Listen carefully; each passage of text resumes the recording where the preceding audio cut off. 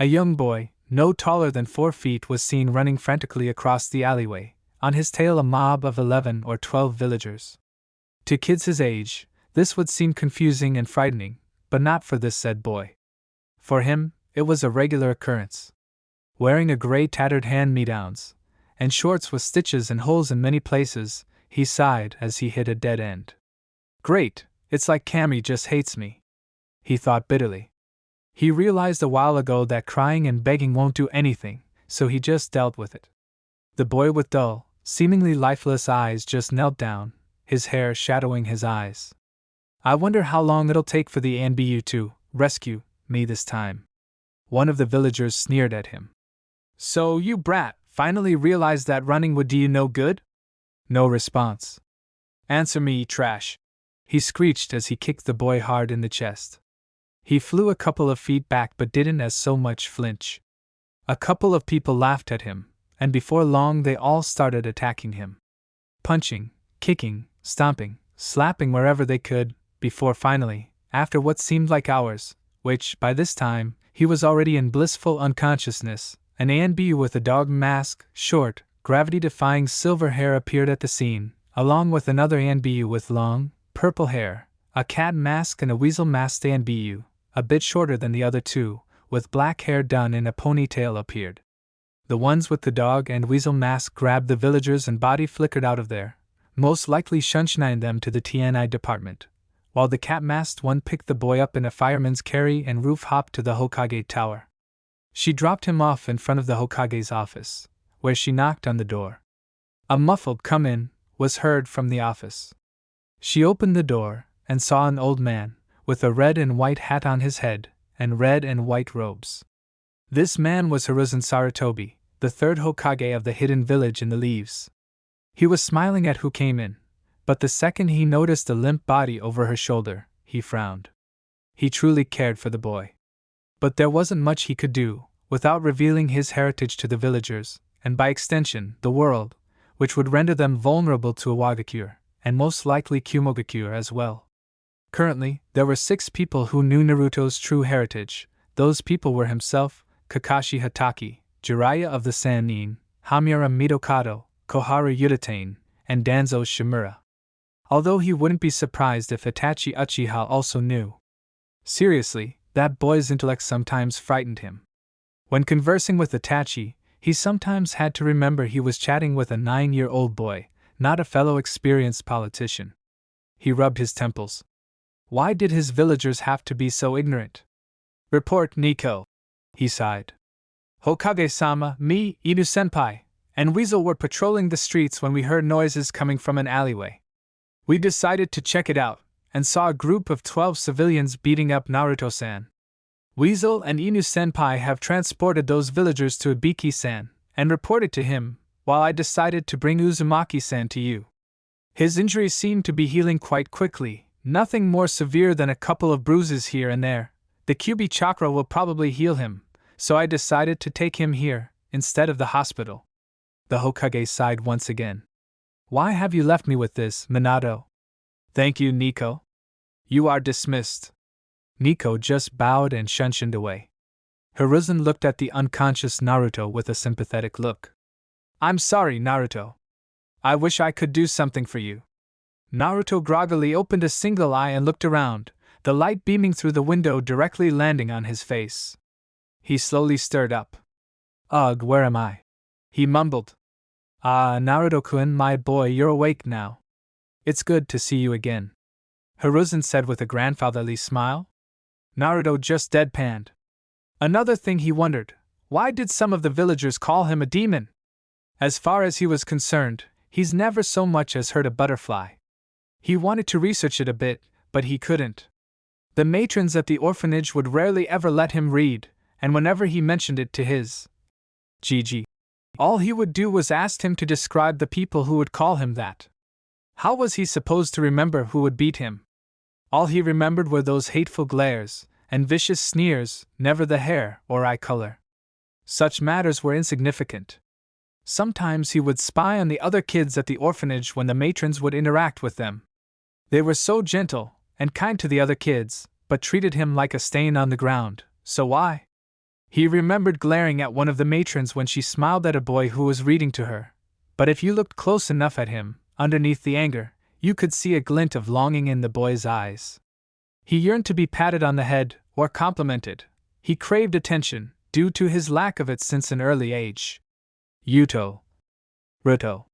Naruto. The boy blinked. Hee, sorry about that, Gigi. I kinda spaced out again. He smiled sheepishly, rubbing the back of his head. His surrogate grandfather just smiled at him. Quite alright, my boy. I was wondering if you were hungry. At this, the boy's stomach rumbled, speaking for him. They both chuckled at this, nervously in Naruto's case, and teasingly in the Hokage's. Well, my boy, I guess your stomach speaks for you, huh? Yeah, I guess so, hee. He nervously rubbed his head again. Well, let's go then. I have a feeling you'll like this place. Your mother did, after all. He replied, keeping that last part in his head. As they were walking to the ramen stand, Hiruzen tried to start a conversation. Well, Naruto, you start the academy next week, are you excited? Hell yeah, Gigi. I'm gonna be one step closer to taking the hat from you. His grandfather just chuckled at this. I'm sure you will, Naruto-kun. A few of the villagers glared at Naruto, but with the Hokage with him, they did nothing to him. What the villagers didn't see was the cold, icy, calculative stare in Naruto's eyes for a split second, before he went back to his cheery facade. The god of shinobi, however, being a 3-time war veteran, did not fail to pick up on this, and it troubled him greatly. He really hoped Naruto didn't seek revenge on the village. He really couldn't blame Naruto, if he did, but it would break his already fragile heart to have to label his grandson figure and his successor's legacy a missing nin, or have to sign his death warrant. But the village came first, anyways. They would cross that bridge when, or if it came. Ah, here we are. Naruto was confused for a second before he smelled the godly aroma. His mouth was watering, and he was put in a trance-like state, just from the smell alone. Before he quickly dashed off to the area the smell was coming. Wait up, Naruto! The Hokage chuckled at this. It turns out Hiruzen's theory was correct. Naruto inherited his mother's love for ramen. Well, hello there! An old, burly voice called out to the boy. He looked up, shocked because for once, someone other than the old man was actually speaking to him. Without glaring or sneering at the boy. Hello. He replied meekly, and a few seconds later, another man, with red and white robes, and a white hat with the kanji for fire, walked into the stand. Ma, Naruto, why did you run off like that? His grandfather lightly scolded him. Hee, sorry Gigi, it smelled really good and I kinda just followed the smell, he replied sheepishly. Hiruzen sighed. Sometimes Naruto could really be a handful. Naruto, what should I do with you? Gigi shook his head while smiling slightly. You should buy me ramen, Naruto yelled out. Of course, Naruto. We'll have 2 miso ramens, Tuchi, Hiruzen told the man. Of course, Hokage-sama. The man bowed and scurried back to the kitchen. Naruto watched this with awe. He couldn't believe the respect people would give the old man. He wanted that kind of respect as well, which was originally one of the reasons he aimed for the Hokage position, to be acknowledged the same way his Gigi was. But he knew that being Hokage was more than just that. Sometime in his musings, a 10-year-old Ayame walked out of the kitchen and peeked her head out of the back. Her eyes widened as they landed on a tiny Naruto. When he noticed this, tilted his head to the side. Can I help you, miss? He said in a timid voice. Of course, this was too much for Ayame, and she immediately screamed kawaii, and ran at him at speeds that would make the yellow flash jealous, and snagged him in her arms, between her developing bosoms, and squeezed him. His face was slowly turning blue as she wouldn't let go of him, and Hiruzen watched this with an amused expression. Ayame-chan, I believe young Naruto is having trouble breathing. He chuckled. Her eyes widened as she finally noticed the famous Hokage sitting on the stool next to Naruto. She eeped and hopped off Naruto as she fought off a mild blush. Hee, sorry about that, my name's Ayame, and I'm the daughter of the man who owns this place, she said as she sheepishly rubbed the back of her head, in a fashion eerily similar to a certain blue-eyed blonde. Hi. My name's Naruto Uzumaki, the once shy boasted. Naruto? You were named after a ramen topping? Naruto playfully glared at her for this. Nah, I think my name means maelstrom. It's way cooler than a ramen topping.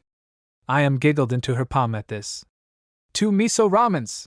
The familiar burly voice called out, as the man now known as Tucci placed 2 bowls of ramen on the table. The smell was crispy and savory, and the meal looked mouth-watering. After a call of itadakimasu, the two dug into their meals, Hiruzen with elegance, and Naruto scarfing down the meal like someone who hasn't eaten a good meal before, which he probably hasn't. Wow, it's amazing! Naruto called out. Tucci beamed at the praise, and Ayam jabbed a finger at her chest. Well, of course. We are the best ramen vendors in Fire Country after all. Hiruzen chuckled, as he still had half his ramen left in his bowl. Well, Naruto, feel any b-dash. He paused as his eyes, along with Tucci and Ayam's, nearly bugged out their sockets, and their jaws unhinged. At the end of the seats sat Naruto, rubbing his stomach, with a completely empty bowl, nothing inside, no soup, toppings, or even a remaining noodle. He burped, and sheepishly rubbed his neck. Phew, that was good, he yelped. Everyone just deadpanned at this.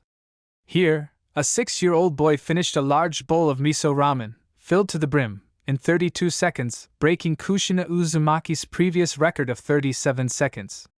Well, ahem, if that's all, I will see you next time, Naruto-kun. Yeah, see you next time, old man, Ayam-chan, Tucci joined. He yelled as he ran back into his apartment. What no one noticed was as soon as Naruto's door closed, it dropped off all emotion, his face turned into a half-frown, and his eyes steely cold, as he remembered yesterday's events, especially since it was the Kyuubi festival, and his birthday, surprisingly the day he was glared at and beaten the most.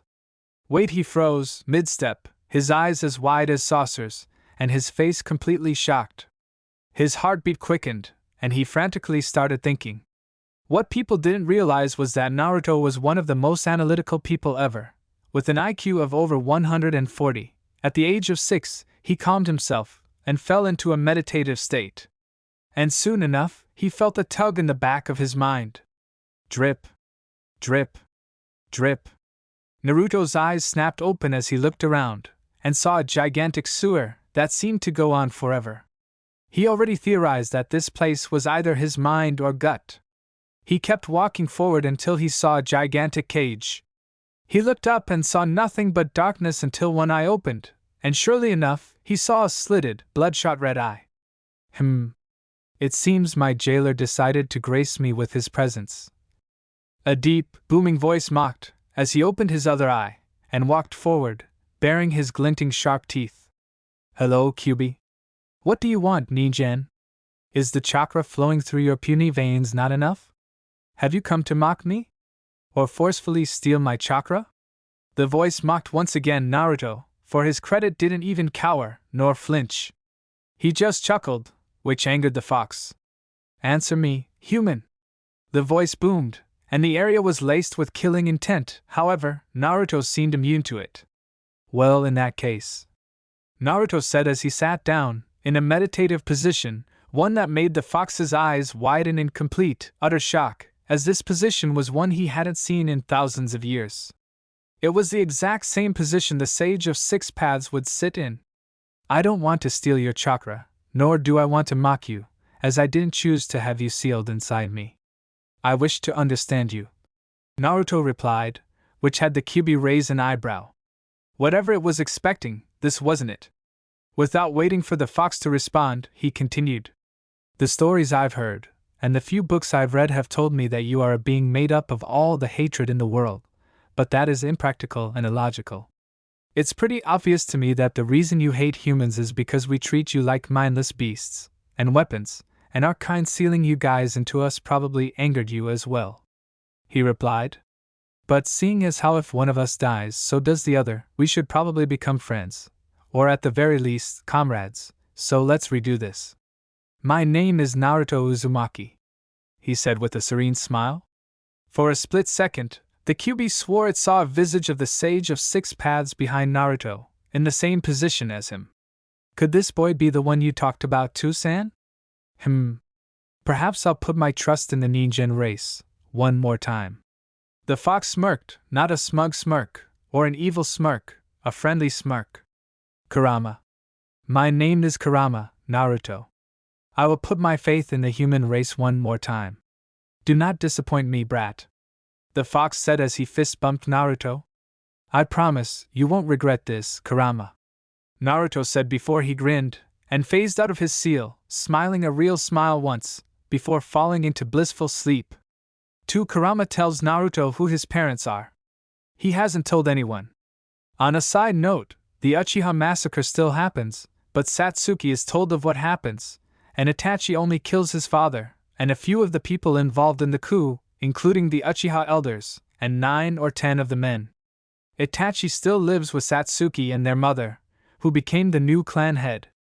Satsuki is still cold, but a lot less cold. For those of you who disagree with this, piss off. My story, my rules. Currently, Naruto was hinged into a man with shaggy brown hair and green eyes. This was his common henge.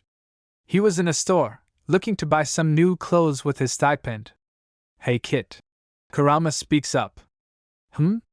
Naruto replies. You might be angry with what I say, but I think you should pretend to be a complete idiot during the academy. Naruto, not one to rush to conclusions, knew Kurama would have a good reason for requesting such a thing. And why do you say that, Kurama? Well, for one, I believe deception would be wise, so you should buy some ugly-looking clothes, preferably bright. Another logical reason would be to keep your head down. You know how the council thinks about you.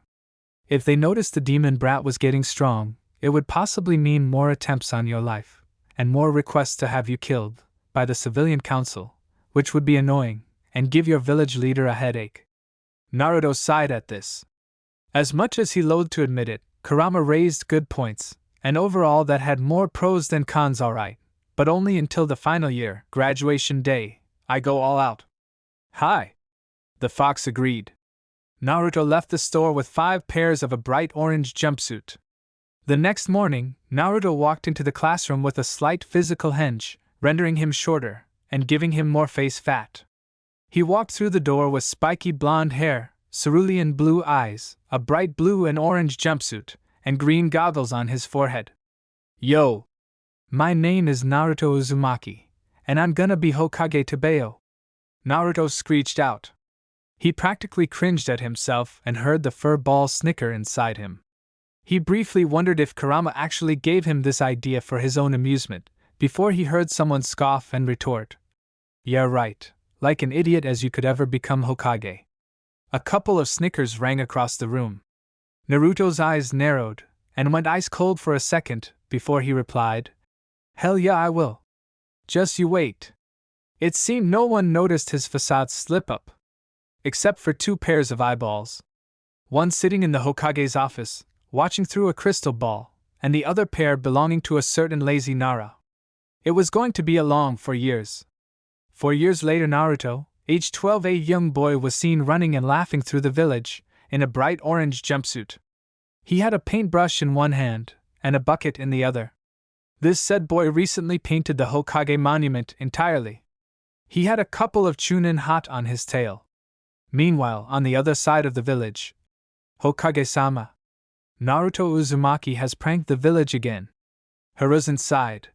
What did he do this time? He painted the Hokage monument, Hokage-sama. Hiruzen sighed again, for what seemed like the 1000th time that day. He looked out the window and had to stifle a chuckle at what he saw. He saw the 3 Kages, Shodame, Nidame and Sandame, with face paint everywhere, and blood trickling down their noses. However, what he saw next nearly gave him a severe heart attack. For the Yandame Hokage, he had his hair painted golden blonde, his pupils were cerulean blue, and he had 3 whisker marks on each cheek. Then, a split second later, he thought he actually did get a heart attack. The man choked on his tobacco and nearly fainted when he noticed next to the Yandame Hokage was a feminine round-structured face, a woman, with a heart-shaped face, long, straight, red-painted hair, and a green hair clip on her right braid. Next to the Yandame's face was the face of one Kushina Uzumaki. Hiruzen started sweating at this. There was no way Naruto didn't know about his heritage after this. Would Naruto be angry? How long has Naruto known? After this, surely some people, like Hayashi Hyuga, Mikoto Uchiha, Tsuminazuka, and a few of Minato and Kushina's friends would put two and two together. This spelled trouble. Hiruzen knew Naruto was smarter than he let on, but he didn't know Naruto knew of his heritage already. Does this mean he already knew of his tenet? Ma-sama. Hokage-sama.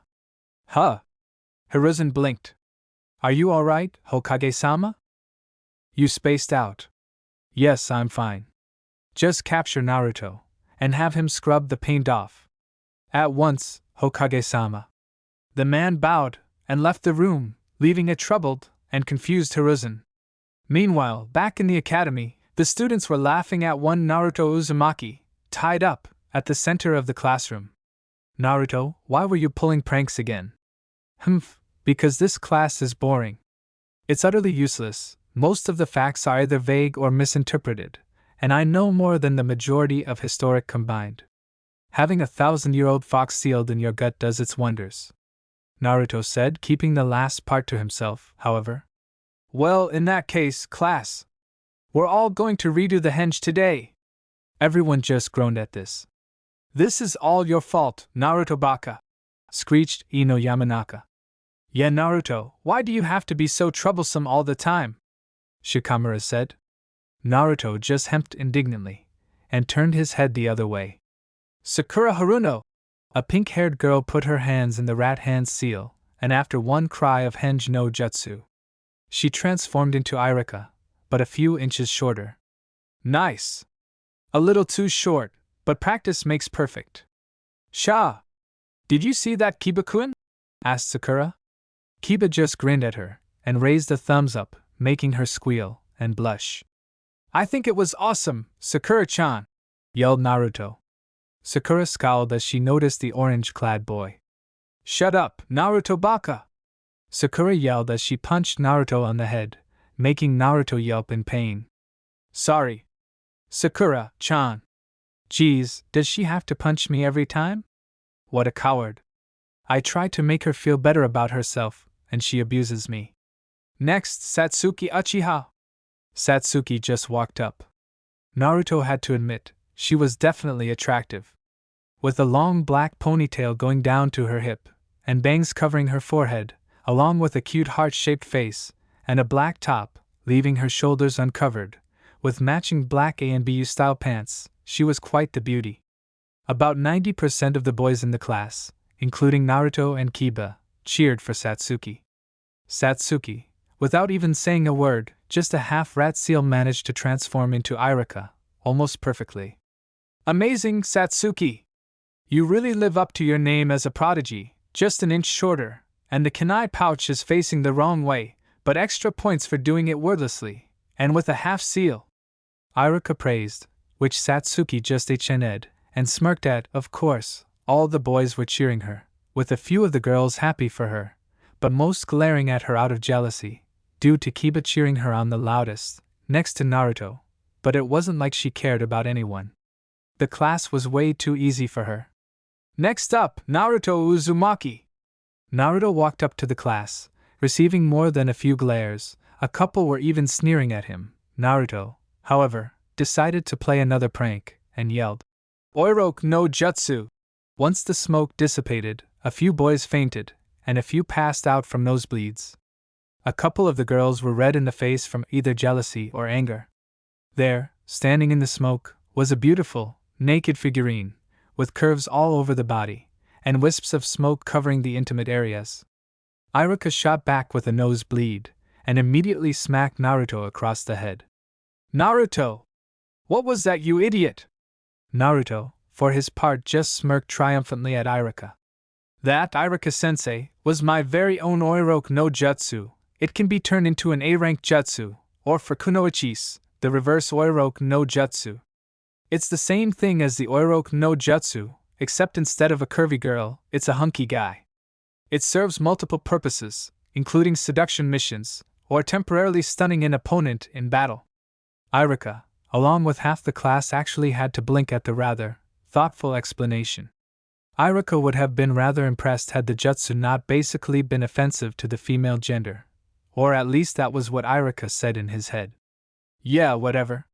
Class is dismissed for today. Remember, kids, tomorrow is the graduation exam, Irika said, specifically looking at Naruto. Most of the kids were chattering excitedly, and once the bell rang, everyone left. Tomorrow's the big day, at Kurama? Naruto said to his partner, and basically father/older brother figure. Yup, that's right, brat. I can't wait to see the reactions on those kids' faces, Kurama replied as he smirked. Unfortunately for Naruto, he wasn't able to train using Kurama's chakra. He can't activate Kurama's chakra without alerting practically every sensor, Jonin, Anbu, and the Hokage, in the village. Kurama explained to Naruto how merging their chakra would work, for Naruto to become a pure Jinchuriki, the golden chakra mode in Shippuden, but he needed the key to the seal, so the cage would open. Kurama told Naruto that he believed one of the toads currently holds the key to the seal, so more than likely, Jiraiya had the key. Hey Kurama, can you take me to my parents' house? I can turn invisible now, and I want to learn the Hiraishin. I already learned the chakra theory. I'm a level 8 Fuinjutsu users, and I know the theory behind the jutsu. I think I can start the practical use of the jutsu now. Sure, brat, turn invisible, and I'll give you the directions. Alright. My Seigakure no Jutsu, Naruto whispered quietly. Instantly, the chakra bent the light fractions around Naruto, so that he turned invisible to the naked eye. Kurama started giving Naruto instructions on how to get to the house. As he expected of his parents, it was a small, humble home. 2 stories, 4 bedrooms, and 3 bathrooms. He had to smear some blood on the doorknob, due to there being a blood seal on the knob, which immediately let him in, after a series of clicks.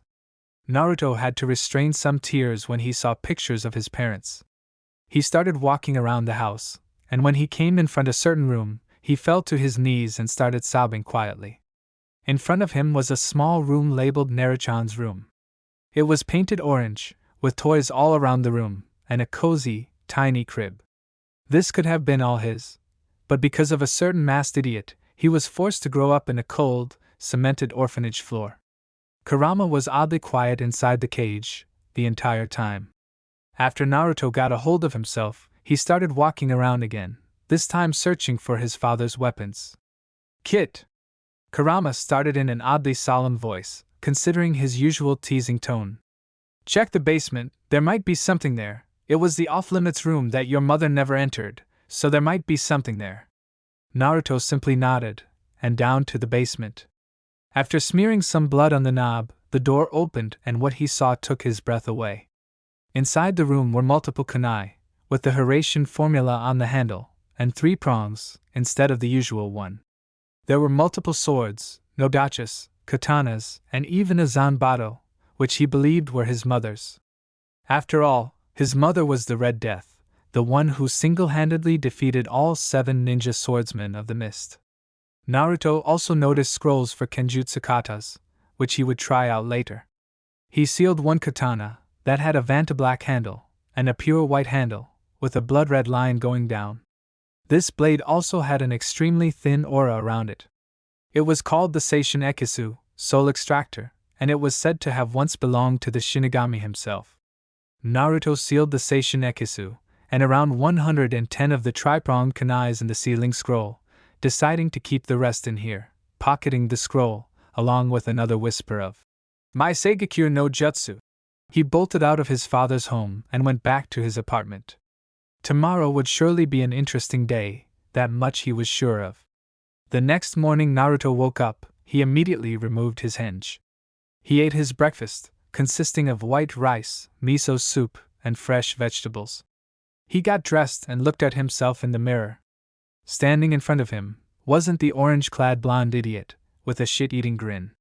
No, standing in front of him was a 5 feet 5 inches teenager, with a lean build, not overly muscular, but not scrawny, a nice build. He had spiky, shaggy, blonde hair, with 2 bandaged bangs on either side of his head, and purple liner underneath his eyes. He wore black robes, with a high collar, and white outlines. He had 5 magatamas stitched around the collar, and the top of his chest showing, along with a single earring, in the shape of a tomo, along with piercing, blue eyes, a calm, but stern expression on his face. Instead of a scrawny adolescent aura, his body radiated a powerful, but serene aura. His outfit matched with his black boots, not a shred of face fat, and a sharp jawline. Picture Indra Otsutsuki, but with blue eyes and blonde hair and the black and white reversed on his outfit. All in all, he looked like a powerful shinobi. Kurama whistled inside his head. Looking good for a human, Naruto! Instead of a sheepish head rub, or a nervous chuckle/blush, he just nodded, keeping the stoic expression, and the cold glint in his eyes. Naruto Uzumaki was dead, and Naruto Namikaze was born this day. Still having an hour left, he shunshined in front of the academy, with a book called Advanced Space-Time Theories and Level 10 Fuinjutsu in his hand. He walked into the classroom, and immediately sat at the very back of the classroom, burying his head in his book. Hiruzen Sarutobi caught himself mesmerized by Naruto's new outfit. Looks like your future girlfriend will have to chase the fangirls off with a stick, Naruto-kun, Hiruzen thought with a chuckle. One by one, the students started piling in. Naruto, while reading his book, also kept an eye on everyone walking in. Most of the kids were irrelevant, nameless civilians, but a couple were clan heirs.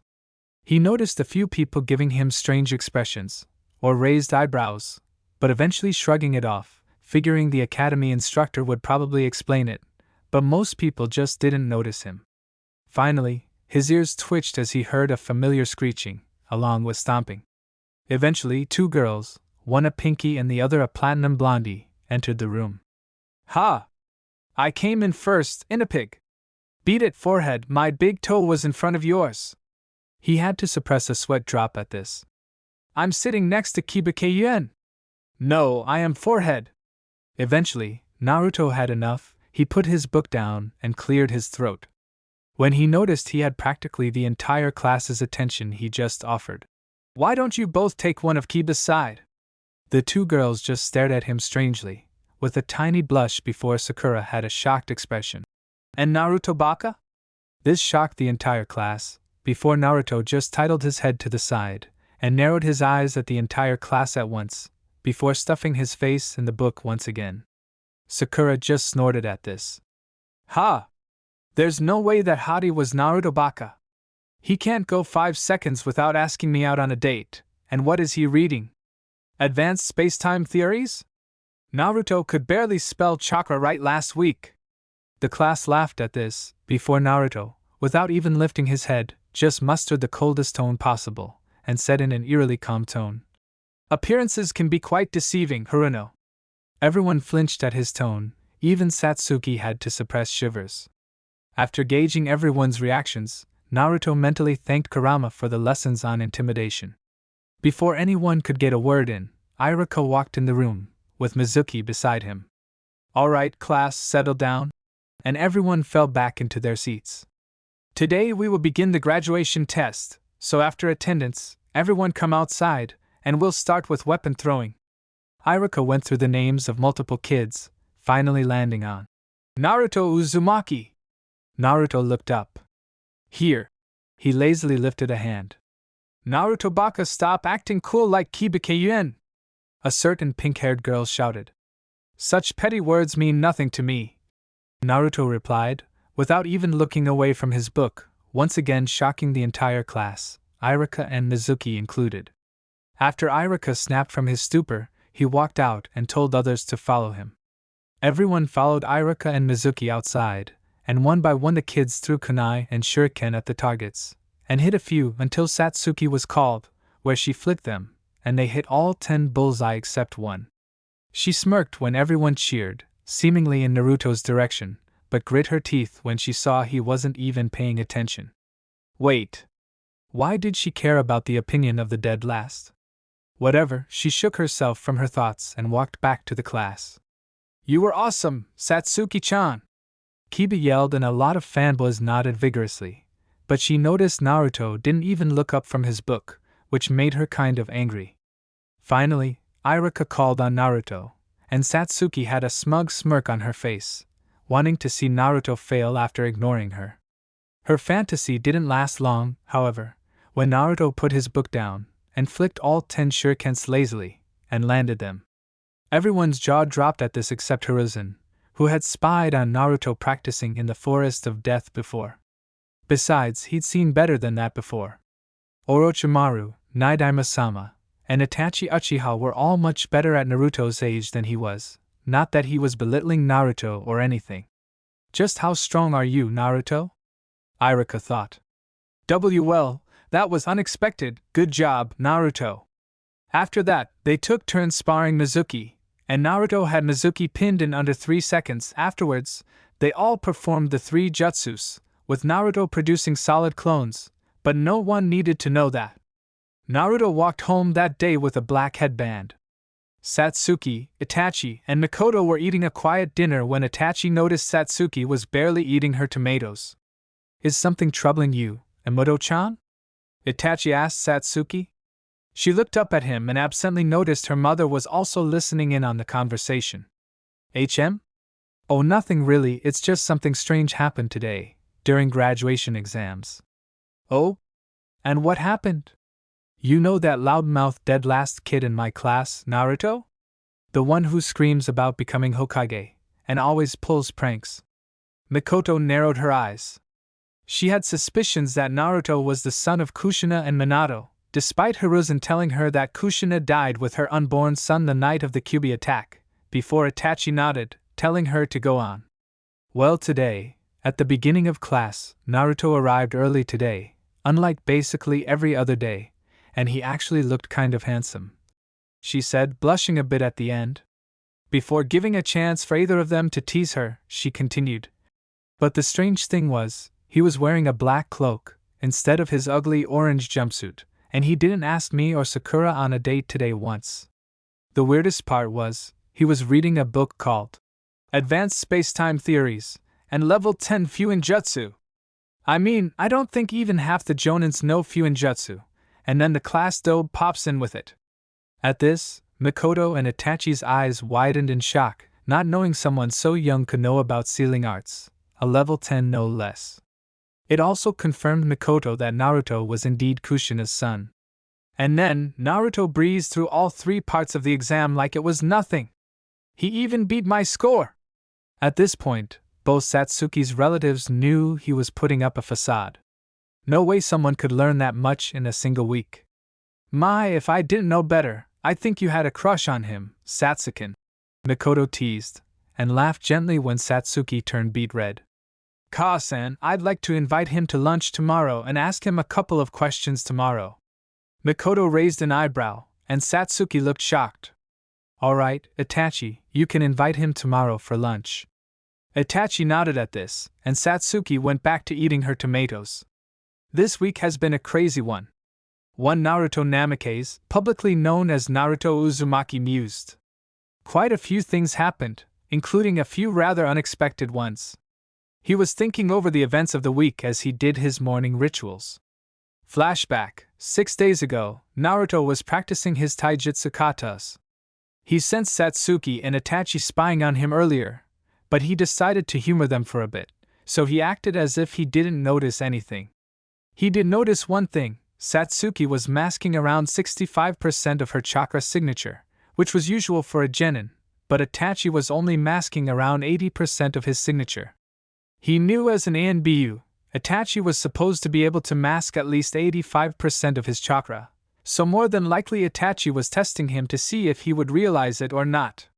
Naruto finally had enough of it, so he flicked his wrist, and immediately snickered as he heard a "Kya" come from the tree, as he threw 2 shuriken, one in front of Satsuki, and one in front of Itachi. Itachi noticed it coming way before it hit, so he jumped out of the tree, and landed gracefully on his feet. Meanwhile, Satsuki wasn't so lucky, and she fell to the ground with a thud. Both Itachi and Naruto chuckled at her, as Itachi already knew Naruto had spotted them if the occasional glances towards him and his sister meant anything. She glared at Naruto, who was whistling innocently, and marched up to him with a huff, and crossed her arms.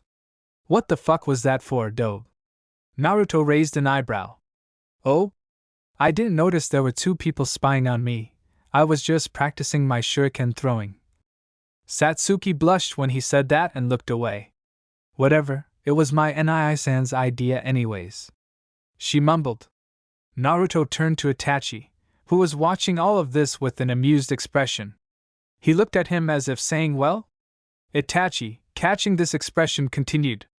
Hello, Naruto-kun. I was merely watching you train, but I had no idea Minato-chan was following me. Satsuki blushed even harder at this. Chuckling, Itachi continued. I was wondering if you wanted to come over to eat dinner with us this lovely afternoon? Itachi half-asked / half-stated. Naruto raised an eyebrow. May I ask why? He questioned. Itachi shrugged. Well, it would be interesting having someone that can pull off such high-level pranks, and can maintain a facade for 4 years eat with us. Itachi elaborated. Naruto smirked at that. Even Satsuki was quite impressed. Acting like an idiot for such a long time when you're really not can damage your dignity, and it would be really annoying. She probably wouldn't be able to do such a thing. After all, who could? Somewhere deep in a hidden cave in Amigakure, a man wearing an orange mask with black swirls sneezed. Naruto thought over this. Obviously, Itachi had some ulterior motive from this. Maybe Mikoto knew of his heritage, and asked Itachi to ask for her? Well, he really had nothing to lose. Besides, when you only have a grumpy old furball to talk to, it gets really lonely, Naruto mused, ignoring the indignant. Why? Sure, Itachi-san. I don't see a problem with this. Well, I'll see you two in a couple of hours, I guess, Naruto said with a wave. Without waiting for either to reply, he vanished in a leaf shunshin. Satsuki blinked at this. Ni-san, when will you teach me how to do that? Satsuki whined. Itachi inwardly cursed at Naruto for this. He knew Satsuki would pest him about this, and decided to be flashy anyways. Itachi sighed. He poked her forehead with 2 fingers. Later, Minato-chan. Now, let's go back before Ka-san scolds us, he replied, and began tree-hopping back. Satsuki puffed her cheeks and shook her head, and followed her brother. Naruto arrived at the Uchiha district, with his regular cloak, his dirty blonde hair still messy, the purple eyeliner underneath his eyes still there, and a bored expression engraved on his face. He knocked at the Uchiha clan head's doors, and not a minute later, Mikoto answered the door. When she noticed Naruto, she had to fight off a mild blush on her face. It's not like you could blame her, could you?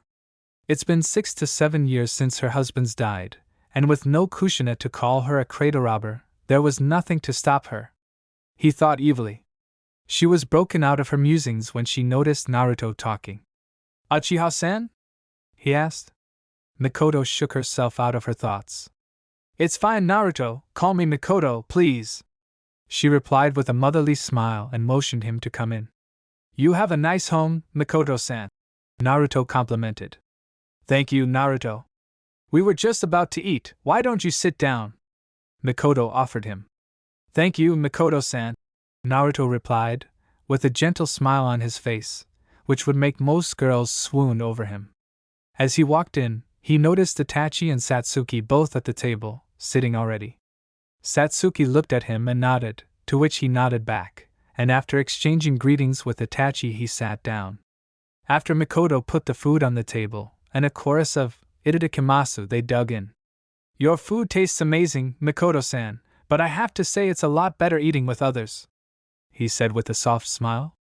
They frowned at this, realizing how lonely it must be to have lived alone since the age of 6. Don't worry, Naruto, you can come here to eat anytime you'd like, Mikoto told him.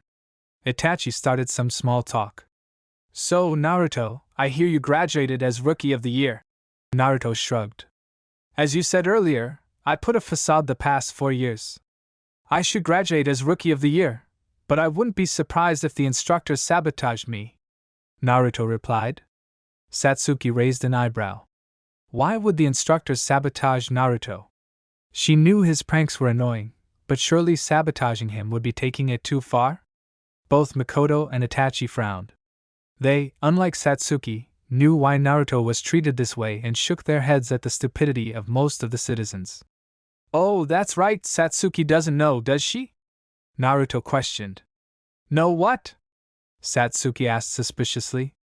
Before either Mikoto or Itachi could intervene, Naruto replied. The Kyuubi is one of the 9 bijus. There's the one-tailed raccoon, the two-tailed cat, the three-tailed turtle, the four-tailed monkey, the five-tailed horse, the six-tailed slug, the seven-tailed beetle, the eight-tailed ox, and the nine-tailed kitsune. Itachi was slightly impressed with Naruto's knowledge of the bijus. He deduced that if Naruto knew this, he must have a relationship with the fox. What most people don't know is that a biju is a creature made out of chakra, with a soul in it, so technically a tailed beast cannot be killed.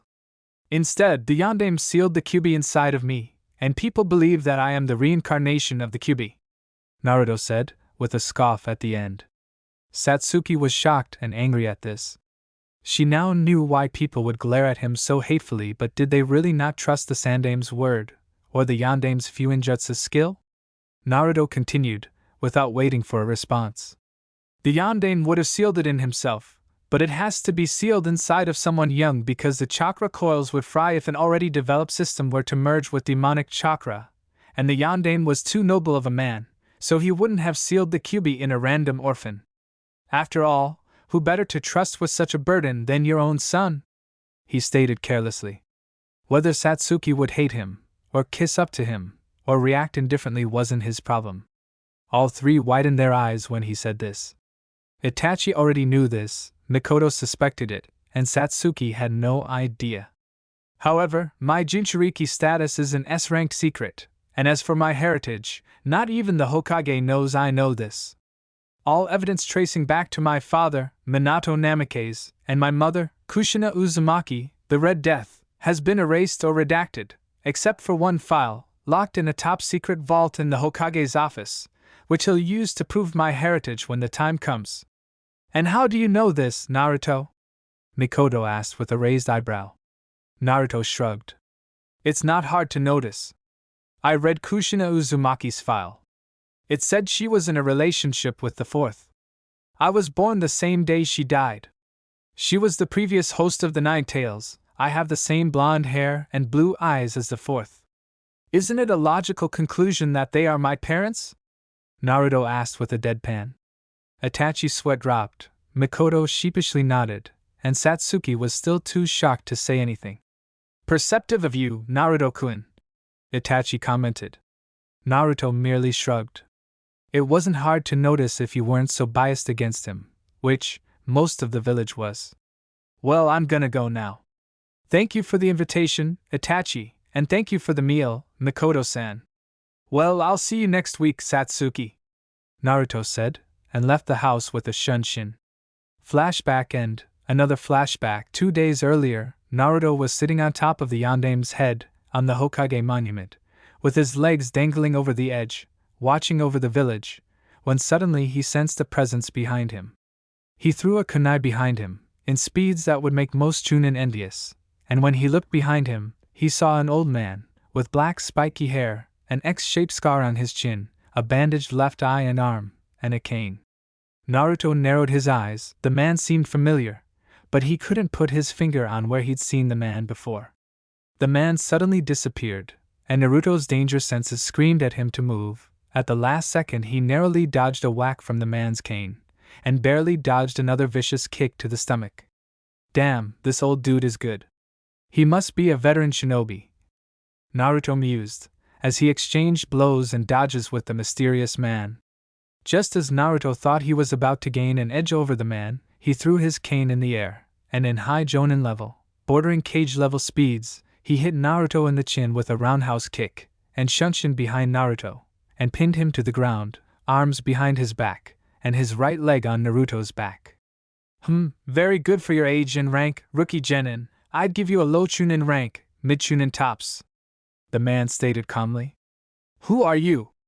I can tell you're a veteran shinobi, and judging by your lack of a Konoha Hittite, I can rightfully deem you a threat, Naruto stated with a cold tone. He was sweating on the inside, however. Who is this guy? He's so strong, but he has to be at least the age of the Sandaime weight. He must be Danzo Shimura, the Warhawk, a student of the Nidaime Hokage, and Gigi's old rival. That's why he's so strong. Danzo chuckled a mirthless chuckle at this. Boy, you may be good for your age, but you're years too young to even hold a candle to me, which is what I wanted to talk to you about, he stated. Naruto narrowed his eyes. He knew of Danzo's route Anbu, and his militaristic ideals. My name is Danzo Shimura, and I protect Konoha from the dark. I am one of Nidame's students and an old teammate of Hiruzen Sarutobi's. I can train you if you'd like.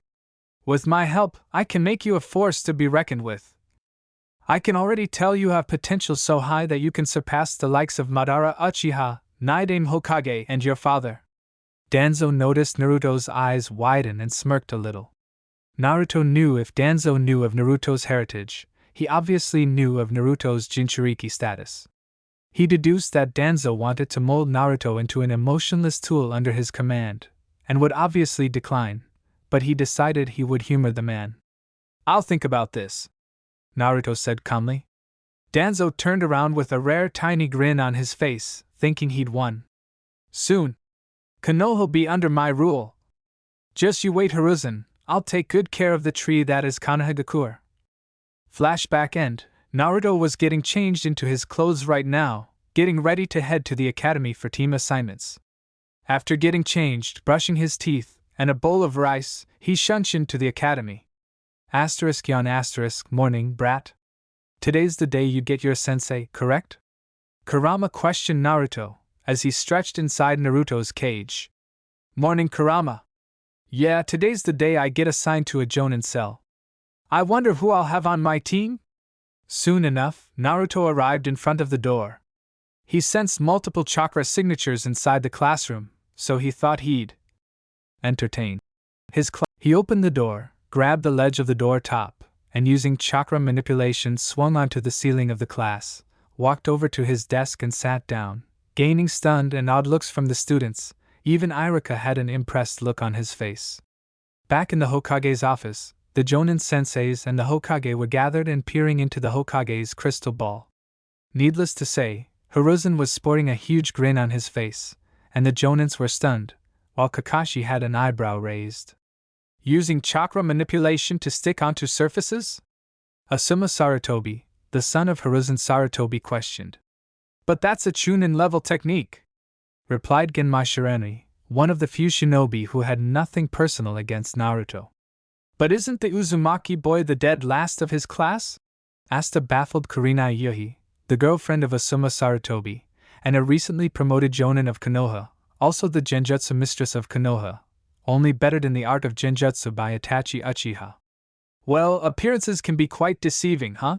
Said Kakashi Hatake, the copycat ninja, prize student of the fourth, with his trademarked eye smile, but inwardly he was just as confused. I had no idea Minato-sensei's son was this good. Chunin-level chakra control at the age of 13, and putting up a facade. Sensei, your son is just as much of a prodigy as you were. Back in the academy, Naruto was sitting in his desk, waiting for assignments, and noticed everyone staring at him. What? He snapped, shocking everyone out of their stupors. When did Naruto Baka get this cool?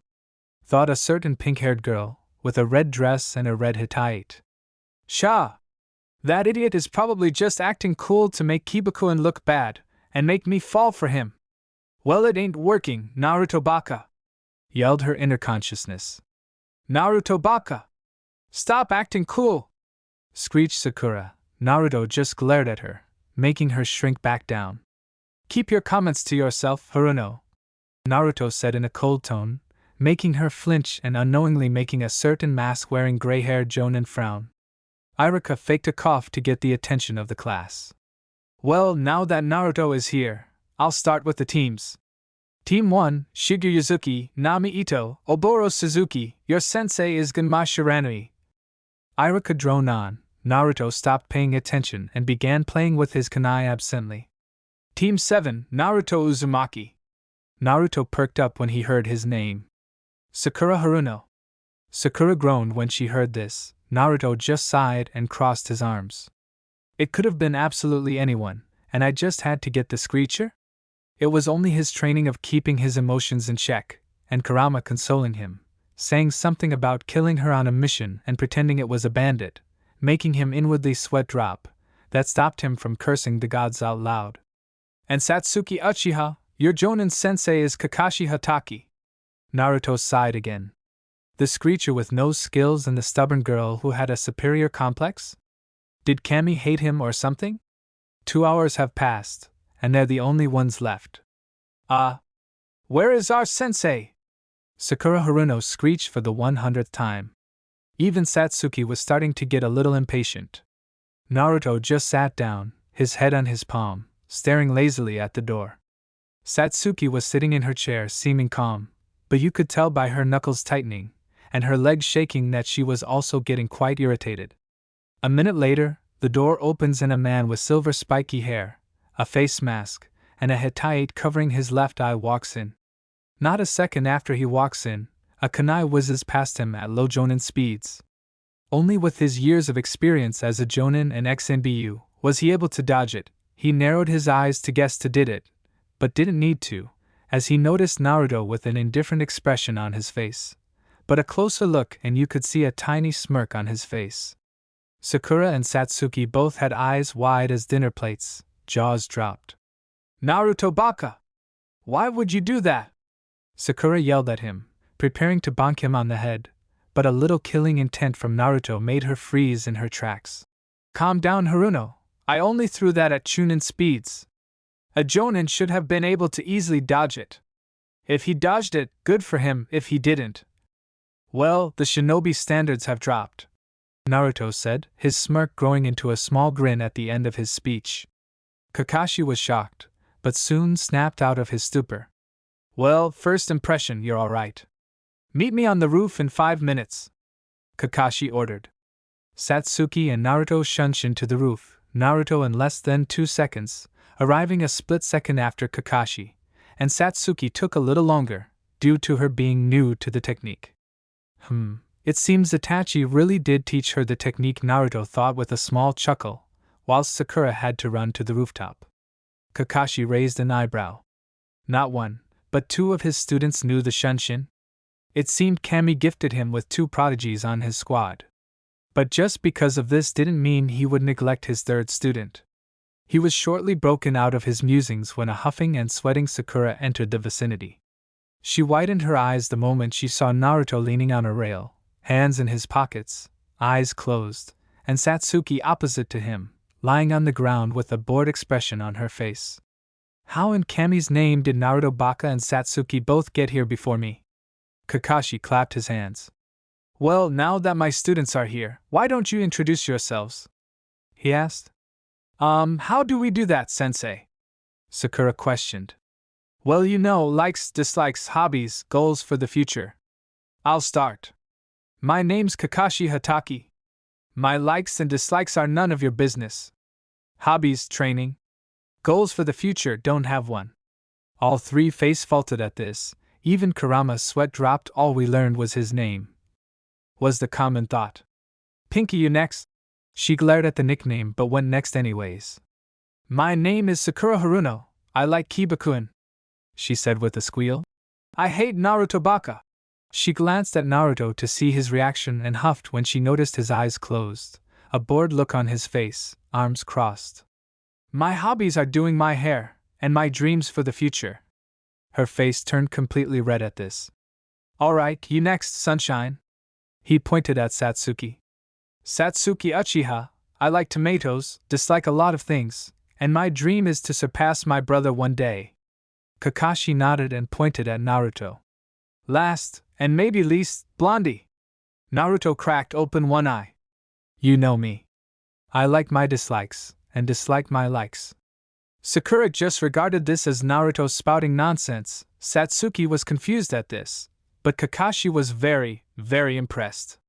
He knew it meant Naruto had guilty pleasures, and admitted it, but at the same time disliked the fact that he had such things. Looks like I struck gold with this one, Kakashi mused.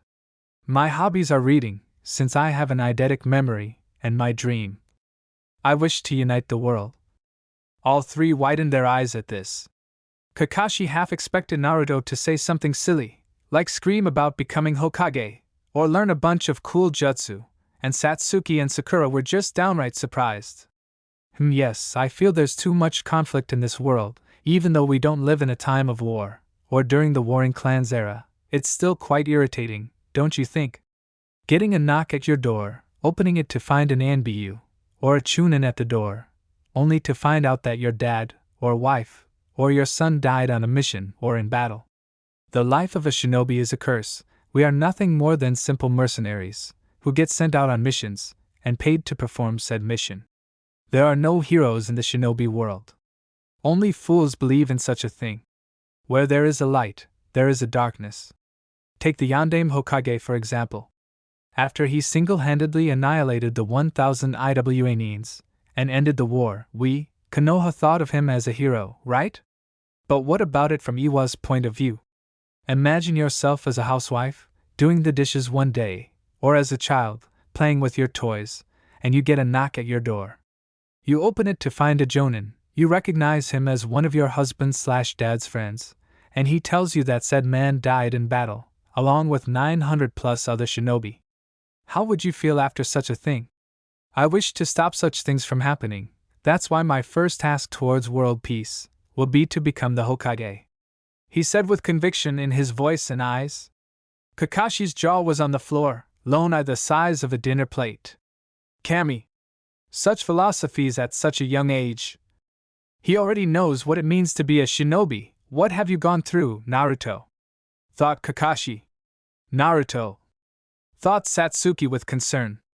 Sakura was nearly in tears by the end of the speech and was questioning her decision to become a shinobi in the first place. She became a shinobi to get closer to her Kibakuin, and because she thought ninjas were cool, spouting jutsu left and right, and kicking ass, and saving princesses. Never once did she think an ounce as deep as Naruto did. Well, Kakashi clapped his hands. That was one hell of a speech, huh? Well, you three aren't genins just yet, Kakashi said ominously. Out of you 27 hopefuls, only 9 of you will become genin. Kakashi continued. Meet me here at 5 a.m. sharp, tomorrow morning, and by the way, don't eat breakfast unless you want to throw up. Ja-ni, Kakashi said as he left in a swirl of leaves. Well, I don't know about you two, but it would be stupid not to eat breakfast. He was probably testing us. See ya, Naruto said, as he also left in a shunshin, Satsuki vanishing a moment later, leaving Sakura to her thoughts. Currently, it was 6 a.m. and one Naruto Uzumaki was in his kitchen, making breakfast for himself. I know for sure Sakura didn't listen to me, but what about Satsuki? I think I'll bring 2 spare apples for those fools. Naruto stepped away from the frying pan for a second and took 2 apples out of a basket and sealed them in a storage seal. A couple of minutes later, we find Naruto eating his breakfast. I wonder what kind of test Sensei's gonna make us do? It might be a test consisting of bells your team has to work together to get. When I was inside your mother, I saw your father do this test to Kakashi Brat's team. Kurama replied. Good morning to you too, Kurama. I think I've heard of the bell test before. Didn't Gigi tell me a story about him giving the bell test to the Sannin? Well, from what I've heard about the bell test, the team needs to work together to get the bells, and the one who does the worst gets tied to a log. In Shika's words, how troublesome. Well, I'll go do my morning warm-up, and reach the training ground around 7:40, 20 minutes before Kakashi arrives. An hour and a half later, at training ground 7 we see an irritated Satsuki trying to ignore an irate Sakura pacing around. Where are those two? Sensei told us to be here at 5 in the morning and ditch breakfast. It's nearly 8, and there's no sign of them anywhere. Sakura fumed. Calm down, Sakura. I'm annoyed too, but it's not like yelling is going to do anything. Satsuki replied sternly. Sakura just huffed in response. Whoosh! Both Sakura and Satsuki turned their heads so fast, a crack could be heard, to find Naruto in his usual attire with his hands in his pockets. Yo! Naruto said calmly. Naruto Baka. Where have you been? Sakura screeched but surprisingly made no move to bonk him. She must have learned her lesson, Naruto mused. Is Sensei here? Naruto asked as calmly as before. No, Kakashi-sensei isn't here yet. Satsuki replied this time, in a gruffier than usual voice. Then I'm not late, Naruto said with an obviously fake eye smile, making Satsuki's sweat drop and Sakura get a tick mark, but the two could not deny his logic. Did you two eat breakfast? He asked. Both shook their heads. Baka, did you forget what Kakashi-sensei said? Sakura asked him with a snort. Well, either way, it's dumb not to eat. You perform best when you eat a good meal, Naruto said before tossing Satsuki a scroll. Channel some chakra into the scroll, and toss one to Sakura. He continued. Satsuki raised an eyebrow but complied nonetheless. In a puff of smoke, 2 apples appeared in her hand. Satsuki gave him an appreciative glance and bit into one while tossing the other to Sakura, who looked worried. Are you sure we can eat these, Naruto? She asked in a hushed voice. Nope. It's a leap of faith, Sakura. I don't know at all, he replied. Sakura scowled at him but ate the apple anyways. Kakashi mentally applauded Naruto from his hiding spot and chose this moment to appear. Whoosh! Kakashi appeared in a swirl of leaves, which made Sakura choke on her apple. Satsuki widened her eyes and Naruto raised an eyebrow. Naruto, why'd you eat and give these two food? Kakashi asked sternly, but inwardly he was jumping for joy. It seems Naruto would be a catalyst for a good team. Naruto shrugged. These two fools blindly follow the rules instead of reading between the lines. You suggested for us not to eat, not ordered us. Besides, you said we weren't real genin yet, so either way you had no permission to order us. Either way, I wouldn't have listened to you, Naruto replied cheekily. Kakashi smiled. Good job for reading between the lines. It looks like all the reports were wrong about you. You're a lot more observant than I thought, he said cheerily, before Sakura could try to bonk Naruto on the head for being a cheeky motherfucker. Sensei, what's the survival test we're doing today? Satsuki questioned, breaking Kakashi out of his musings. I'm glad you asked, Satsuki, Kakashi said with his trademark eye smile, before pulling out 2 white bells with red strings, and dangled them. You 3 will be trying to take these bells from me before noon, Kakashi said while strapping the bells to his waist and setting up a timer, and placing it on top of a log. But Sensei, there's only 2 bells, Sakura said / asked. Very astute observation, Sakura, Kakashi snarked, raising snickers from the other 2, and Sakura blushed in embarrassment. The one without a bell will be tied to the log, and we'll be eating our lunches in front of said person. This person will also be sent back to the academy, Kakashi said with his smile. All 3 widened their eyes at this. So that's his game, was the common thought. Well, let's begin, you 3, Kakashi said. All 3 vanished from their positions. Kakashi, being an elite jonin, easily spotted all 3 of them, but they didn't need to know that. With Naruto was watching Kakashi stroll around from his hiding spot. Before I devise a plan, I'm going to test Sensei's skills, and try to see his weaknesses with a Kage Bunshin, he mused. Naruto created a shadow clone with a half-ram seal.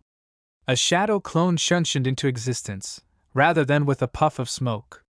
The shadow clone rushed Kakashi from behind and immediately threw a heel kick at his chin, at speeds that made Kakashi pay attention. I was hoping to read my Ika, but it looks like I'll have to take him serious. Somewhat Kakashi dodged the kick, and retaliated with a swipe at his chest area. Naruto ducked the swipe and threw a left hook at Kakashi's jaw, which he knew Kakashi could dodge, so followed up with a kick to the ribs. Kakashi dodged the hook, having noticed it easily, but was thrown off by the kick. How unpredictable. This would be easier if I could use my Sharingan. But this is good for me anyways, Kakashi thought, stumbling a little, but backflipped twice, adding some distance and grace between the 2 of them. You're good for your age, but not good enough for me yet, Kakashi said while rushing Naruto at low chunin speeds. The 2 of them exchanged blows, a left kick for a right heel spin kick, a dodged punch to the jaw, a kick to the cheek, and various more blows. Naruto was getting tired of this back and forth, so did something a little flashy. He was going at high chunin speeds, but when Kakashi was in his flow, and his guard was still a little down, Naruto accelerated to high chunin speeds, catching Kakashi off guard big time. He hit Kakashi with a punch to the stomach, followed by a reverse kick to the chin, and dashed to a stumbling Kakashi. He did a handstand, and started attacking Kakashi with his legs, a kick to his jaw, followed by a jab at his chest, finished with an uppercut at his chin. After the little exhibition, Naruto backflipped 3 times, landing in his stance, smirking at a now lightly bruised Kakashi. Wow, Naruto, I'll admit I'm very impressed. You're incredibly fast for your age. In fact, your fighting style kind of reminds me of the 4th Hokage, Naruto. He fought like you did, agile, ruthless blows and moved with the grace that you possess. Kakashi said, hoping Naruto would catch the hint, but he wasn't lying. Naruto truly reminded him of Minato-sensei's taijutsu. The graceful blows, the precipitated movements were something he's only seen in 2 people. The compliment made Naruto widen his eyes. Right. Sensei was Tuchan's prized pupil. I'll have to tell him that I already know of my heritage after this. He beamed at Kakashi. Thanks, Sensei. It means a lot to me. He spoke excitedly. But it's over, Kakashi said seriously. He rushed Naruto at Hokage speeds, so fast that Naruto himself didn't register Kakashi move. He feigned a blow to Naruto's left rib, and shunshin to Naruto's other side, and chopped him in the neck, making Naruto dispel. Kakashi widened his eyes. So the real Naruto's even stronger. Heh, I don't expect any less from Minato-sensei's child, he thought with a smirk. With Satsuki was shocked, to say the least. She deduced long ago that Naruto was stronger than he let on, but she had no idea that Naruto was this strong. From her point of view, the battle was mostly a blur of silver, green, black, and blonde. She was really shocked when she saw Naruto do the handstand move, and immediately realized his plan, of downplaying his true speed, then accelerating to catch Kakashi off guard, and smirked. She didn't hear what Kakashi said to make Naruto widen his eyes, and was intrigued. She's never seen Naruto show that much emotion since he dropped his facade, and wondered just what made Naruto show so much shock. Then Kakashi disappeared to Naruto in nothing more than a small blur, and chopped Naruto in the neck, making him dispel. Solid clones? She thought, puzzled. She shook herself out of her musings, after absent-mindedly noticing an opening where Kakashi was standing. She hoisted a couple shuriken out of her pouch and threw them at Kakashi. Without even turning, Kakashi caught the shuriken in his hand, making Satsuki curse. I did nothing to him, and now he knows my location. Damn it, she thought. Yo! She jumped when she heard a male voice in front of her, and noticed Kakashi with an eye smile, standing behind her. He chuckled at her expense, and waved at her. Satsuki narrowed her eyes, and gave him a death glare. She rushed Kakashi immediately, and threw a kick at him. Much slower than Naruto, but fast in her own right, he thought as they parried blows. Suddenly, Satsuki backflipped, and went through hand signs at speeds that would make most beginner Chunin jealous. When she ended on the tiger hand seal, Kakashi widened his eyes. Genin aren't supposed to know fire ninjutsu, Kakashi thought aloud. I'm not like the others, Satsuki retorted confidently. She's arrogant, but she's got the strength to back it up, Kakashi mused. Say that once you get a bell. Besides, Naruto was way faster than you, Kakashi said, with a little mirth in his tone at the end, making Satsuki grit her teeth. Me and the dobe are nothing alike, Satsuki angrily yelled. She inhaled greatly and spoke. Fire style, great fireball jutsu. And blew a huge stream of fire. She smirked confidently when she noticed Kakashi get enveloped by the flames. Serves him right for comparing me with him, she thought.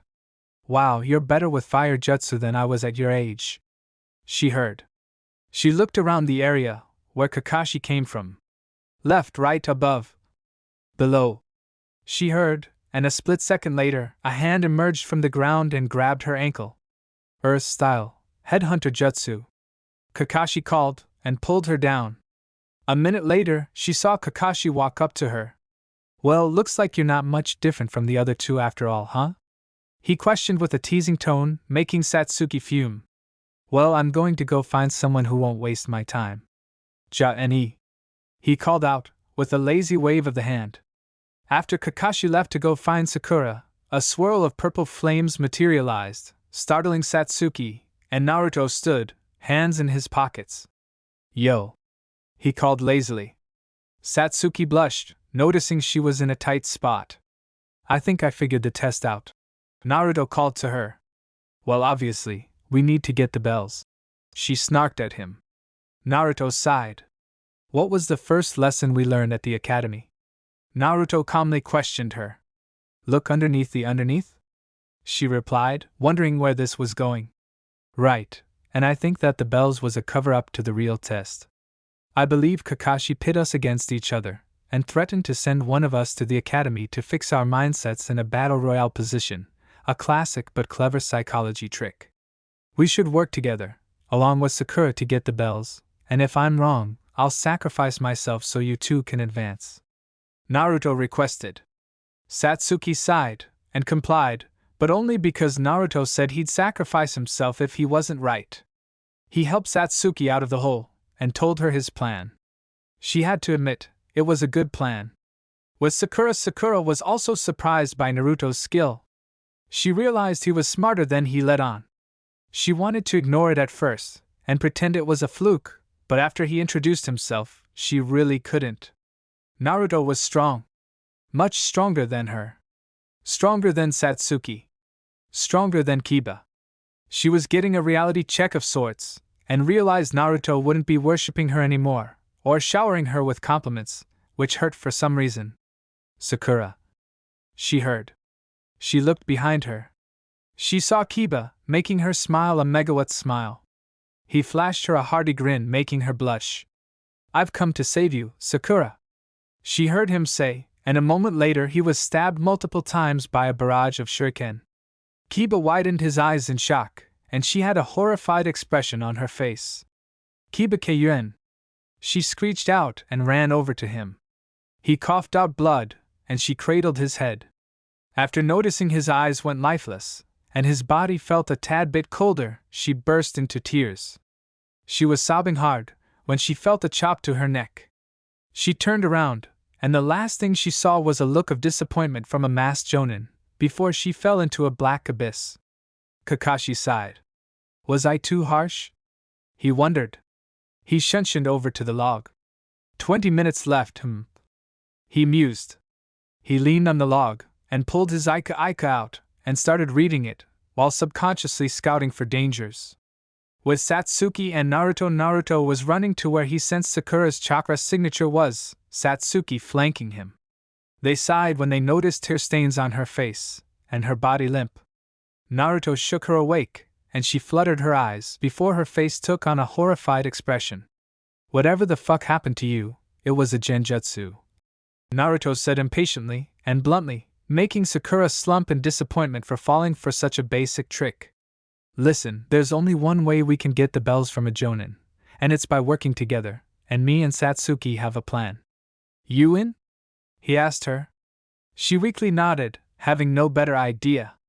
Great, we got 15 minutes, so listen up. With Kakashi looked at the clock. 10 minutes till the clock rings. He felt a spike of chakra in the air, before noticing a gigantic fireball coming his way. He widened his eyes, and used a quick substitution to get out of the way. The moment he landed, he came across Naruto. In mid-chunin speeds, they parried multiple blows, absent-mindedly noticing Naruto was aiming at his face, but paying no heed to it. Naruto and Satsuki both attacked him at once, and their teamwork was good, for people that have never worked together before. It wasn't the best, but it wasn't laughable either. Kakashi was actually sweating a little. Not being able to use his Sharingan, or ninjutsu, was a bit difficult against two Chunin-level shinobi, even for someone of Kakashi's caliber. He felt his danger senses scream at him to dodge, so he backflipped, giving himself some space, and saw a barrel of shuriken spike where he was just standing, a moment earlier, and paled. He turned around sharply to face the direction of where the shuriken came from, and saw Sakura smirking at him. Sakura kept throwing kunai after kunai and shurikens at Kakashi, while Naruto and Satsuki were going for hand-to-hand combat. Ring! Kakashi smiled. Well, you three work together, but it looks like you failed, Kakashi said, keeping the eye smile on his face. He raised an eyebrow when he noticed Naruto smirk. Oh really, sensei? Naruto asked in a sweet tone, and dangled the bells loosely. Kakashi's lone eye widened, Sakura gasped, and Satsuki smirked. Kakashi frantically patted himself down, and gasped when he noticed there were no bells strapped to his waist. What?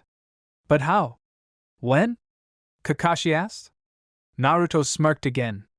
Flashback, moments earlier, Kakashi felt a spike of chakra, and widened his eyes when he noticed a gigantic fireball come his way. While he was putting his book away in the pocket facing opposite of the bells, Naruto appeared out of the flames, with the Maisegekyo no Jutsu and a coat of chakra laced around his body, to protect himself from the flames. He cut off the bells from Kakashi's waist with a kunai, and let them fall into his hand. Naruto shunshined out of the fireball, a second before it dispersed. Flashback end, Kakashi was jumping for joy on the inside, but played it cool outwardly. Well, I'm impressed. The three of you worked with each other very well. Sakura, you attacked from long range while Naruto and Satsuki attacked me from close up. Congratulations, the three of you pass.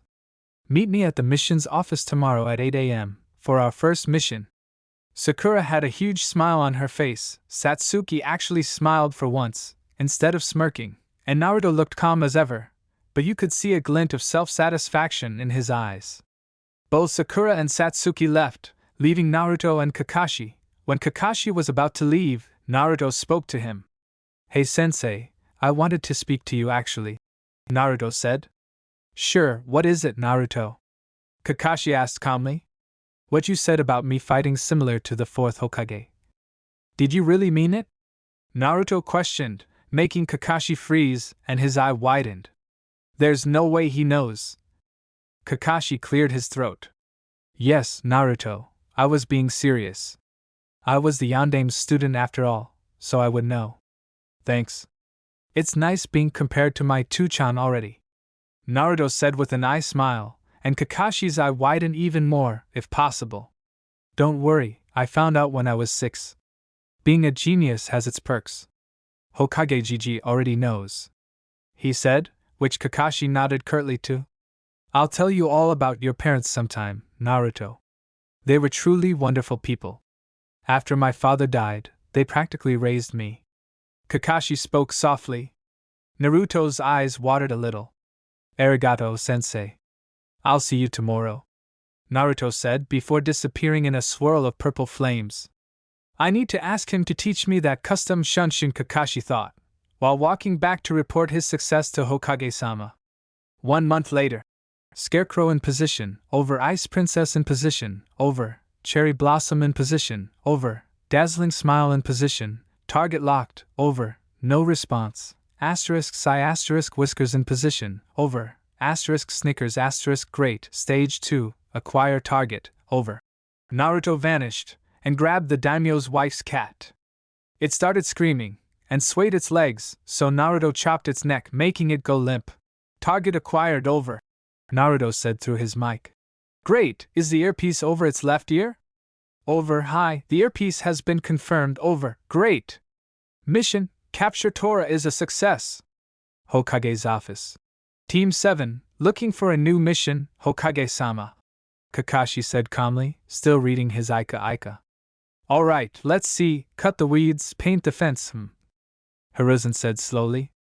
Hokage-sama, permission to speak? Naruto said with a small bow. Yes, go ahead, Naruto, Hiruzen said with a raised eyebrow, still not used to the respect. I request a C-ranked mission, Hokage-sama. But Irika was quick to butt in. Hell no! You three are still rookie genin. You need more experience before you can take on a C-rank mission, Irika said aggressively. Irika-sensei, I understand, but what better way to gain experience than to go out in the real world? Besides, it can be useful in preparations for the Chunin exams, Naruto said calmly. But dash! Irika was about to retort when Hiruzen responded. It's alright, Irika. They have Kakashi with them anyways. Alright, this will be an escort and protect mission. Send him in, Hiruzen called out. A moment later, a tan man walked in. He had a gray outfit on, glasses, a straw hat, and a sake bottle in one hand. These are the runts that are supposed to protect me. I ordered for ninja protection, not a group of brats. The pink one doesn't even look like a ninja, he said in a gruffy voice, making her scowl at him. Cha! Who does he think he is? her inner consciousness questioned. Kakashi I smiled. Don't worry about it, sir. My name's Kakashi, and I'm the leader of this mission, and I assure you my students are fine. The man shrugged. Whatever you say. My name's Tazuna the bridge builder, and I expect you to protect me with your lives. Tazuna spoke, making all four nod. All right, Team 7, get your stuff ready, and meet me at the gates in an hour. Kakashi spoke, and the four of them vanished. Naruto arrived at the village gates at 9:45 a.m. with his classic outfit on, bandages wrapped around his head, like a shura, and his high tie tied to his waist. A couple of minutes later, he sensed Satsuki, Sakura, and Tazuna coming to the vicinity, and after exchanging brief greetings, waited for Kakashi to arrive. Not too long later Kakashi appeared with a leaf shunshin, and after signing out of the village they left. Naruto, Sakura began, making Naruto raise an eyebrow at her. Why don't you have a bag like the rest of us? She asked. Naruto took a scroll out of his pocket and dangled it. I have all of my stuff put in this scroll. This way I don't have to bother carrying anything. Sakura awed at that, and they started walking in silence after that. Well, that's what some of them believed. Naruto was having an internal argument with a certain furball. If you paid close attention you could see his eyebrow twitching every couple of minutes. You brat! Why don't you listen to me? You have a perfect chance to kill this creature and you won't take it! Kurama shouted in exasperation. Because it's pointless and stupid. I'm trying to prove to everyone that I'm not a monster, so if I kill her what good would that do? I'm not going to kill Sakura, you dumb furball! Now drop it! But she's loud, screechy, the moment someone mentions that mud-boy she drops all logic and believes he is Kami on Earth and she's a burden. Then she'll train and get stronger so she won't be a burden. Could it be that you want to pursue the vixen? And Naruto could practically feel Kurama's smug expression, but refused to explode. You should have just said so, Kit. You know I can help you with that, Kurama said with an evil grin. He loved pranking his host. Wait, Naruto started, but suddenly his hormones went haywire and his mind was overloaded with thoughts of Sakura in a skimpy bikini. Naruto turned completely red in the face, whether from anger or from blushing will never be known. That's it, you furball, back to the cage for you! Naruto yelled at the top of his lungs, making everyone's head whip in his direction. Naruto, not knowing he said it out loud, just turned his mindscape, which was previously a large forest, into a tiny cage again, making Kurama whimper. He smirked victoriously until he noticed everyone staring at him. Naruto blushed in embarrassment and scratched the back of his neck. Hee, did I say that out loud? He said sheepishly. Satsuki and Tazuna raised eyebrows at this. Sakura nodded and Kakashi narrowed his eyes, knowing what Naruto meant by furball. But before he could privately ask Naruto something, he sensed chakra a couple of 100 feet away. He glanced at Naruto, who looked back at him wearily, and knew Naruto sensed it too. They both had one thought in mind. Genjutsu. Naruto suddenly smirked and Kakashi raised an eyebrow, wondering what Naruto had in mind. Hey guys, give me a second, gotta take a leak, Naruto said. Kakashi gawked at him, wide-eyed. The others just nodded at him, oblivious to what Naruto was really planning. Naruto skipped over to the pond and took his leak where the demon brothers were. Right after he tied his pants back up and washed his hands with a water bottle, the demon brothers materialized from the pond, and if looks could kill, Naruto would be dead thousands of times over. You brat! You peed on us on purpose, didn't you? Snarled Gozu, making the others snort, and Naruto looks at him innocently. I have no idea what you're talking about, sir, Naruto said. Meizu threw his chain at Naruto, who dodged it easily. Sakura! Guard Tazuna, Naruto, Satsuki, you two take Gozu, I'll take Meizu, Kakashi ordered quickly. Everyone nodded and got in position. Naruto and Satsuki ran at Gozu. Naruto knew this would be a good opportunity to test the Hiraishin, but he had to do it discreetly, and while Kakashi toyed with Meizu. Gozu threw his chain at Satsuki, who narrowly dodged it, and climbed up the chains to kick him in the jaw. Naruto glanced around. Sakura and Tazuna were watching Kakashi, and the three of them were faced backside to Naruto so they wouldn't see. He hinged his tri-pronged kunai into a regular-looking kunai, and saw Satsuki was on the ground. She was pushed back by one of Gozu's chains. Naruto took this moment to throw 2 kunais. One was a regular kunai that he used to pretend he kawarimi'd, and not Hirationed. He narrowed his eyes, and in that split second, when no one was focusing on Naruto or Gozu, he threw one kunai an inch next to Gozu's head, and the other a little away. In a yellow flash, he disappeared and reappeared behind Gozu, twisted his body, and knocked Gozu over at the side of the head, and substituted with the kunai that landed at the tree with a thud. Satsuki and Gozu were a little confused, being so close, and it didn't really look like a substitution but passed it off as a really fast one. He twisted his body again and kicked Gozu with a roundhouse kick to the chin, knocking Gozu out. With Kakashi ran at Meizu at high chunin speeds. He was too lazy to try, but he wanted to get this over with quickly.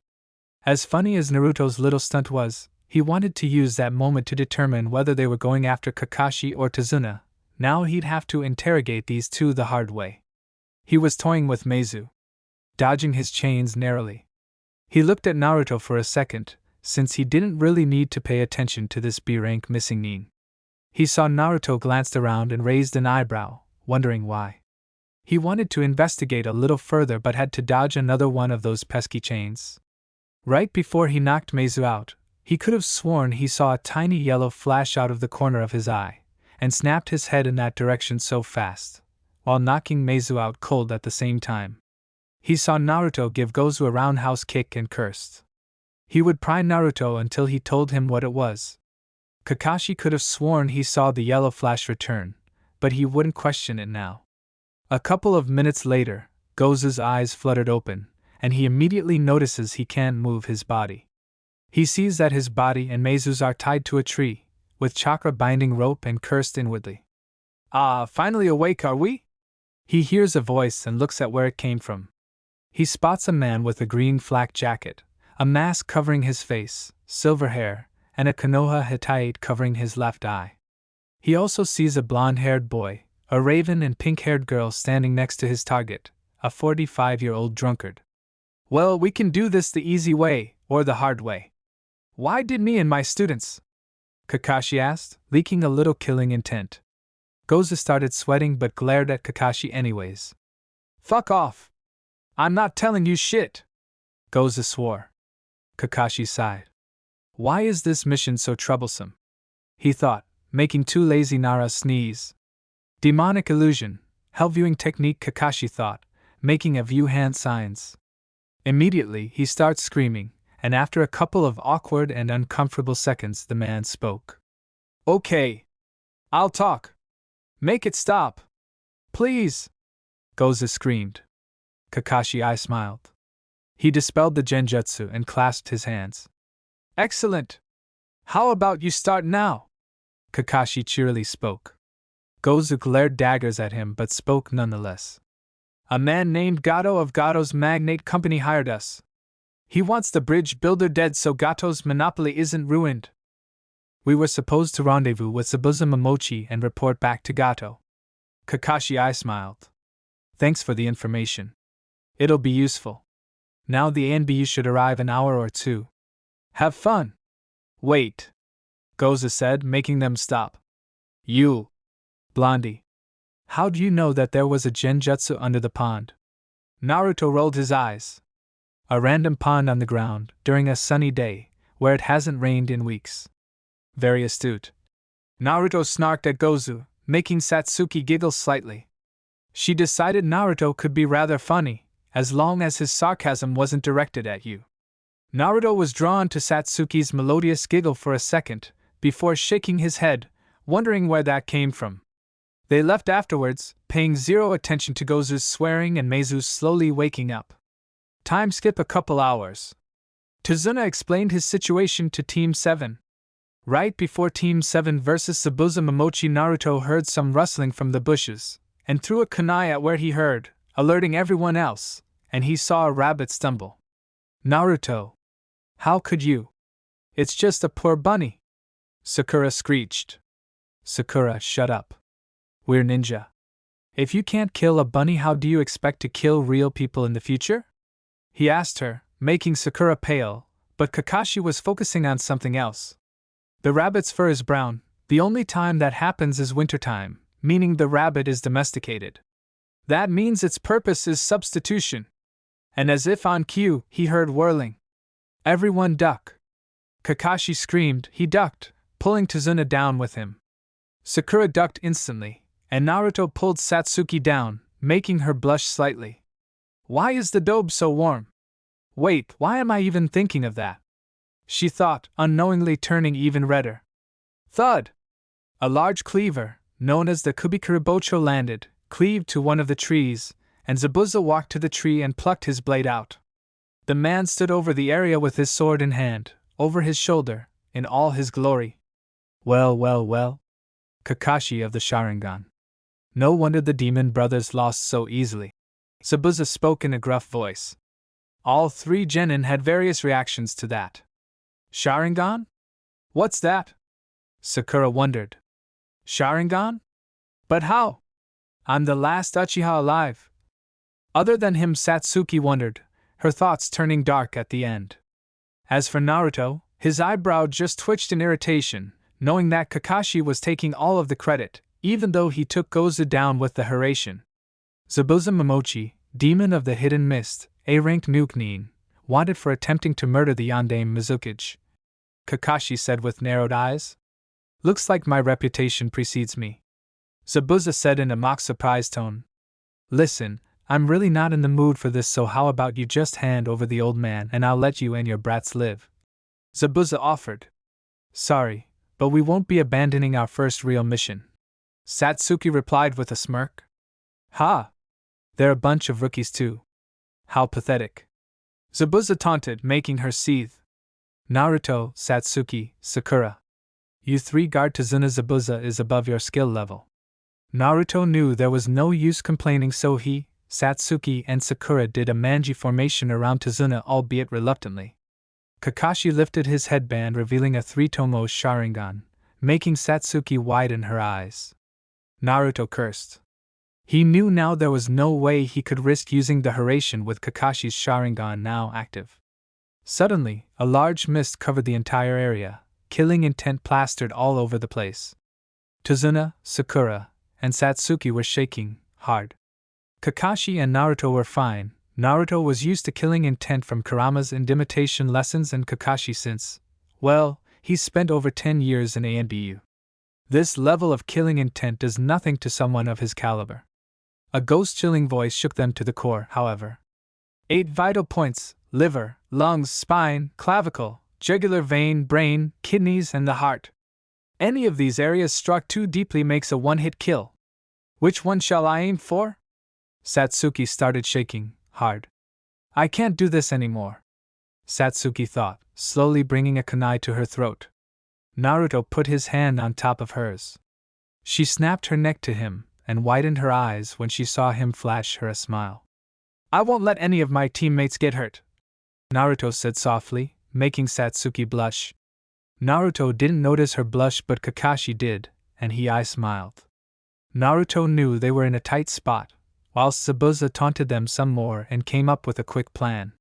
Futon Tappa, Naruto thought, and immediately cleared out the mist, getting a scowl from Zabuza and an appreciative glance from Kakashi. Kakashi and Zabuza ran at each other, thus the battle began. Kakashi and Zabuza traded blows, and eventually, Zabuza was getting tired of Kakashi's Sharingan keeping Zabuza on his toes. Zabuza skidded back after getting by Kakashi and started weaving hand signs at high jonin speeds. The tomos of Kakashi's Sharingan spun a little and glowed before stopping again. Kakashi's hands twitched for a second and he started pulling the same hand signs as Zabuza was. Water style, water dragon jutsu!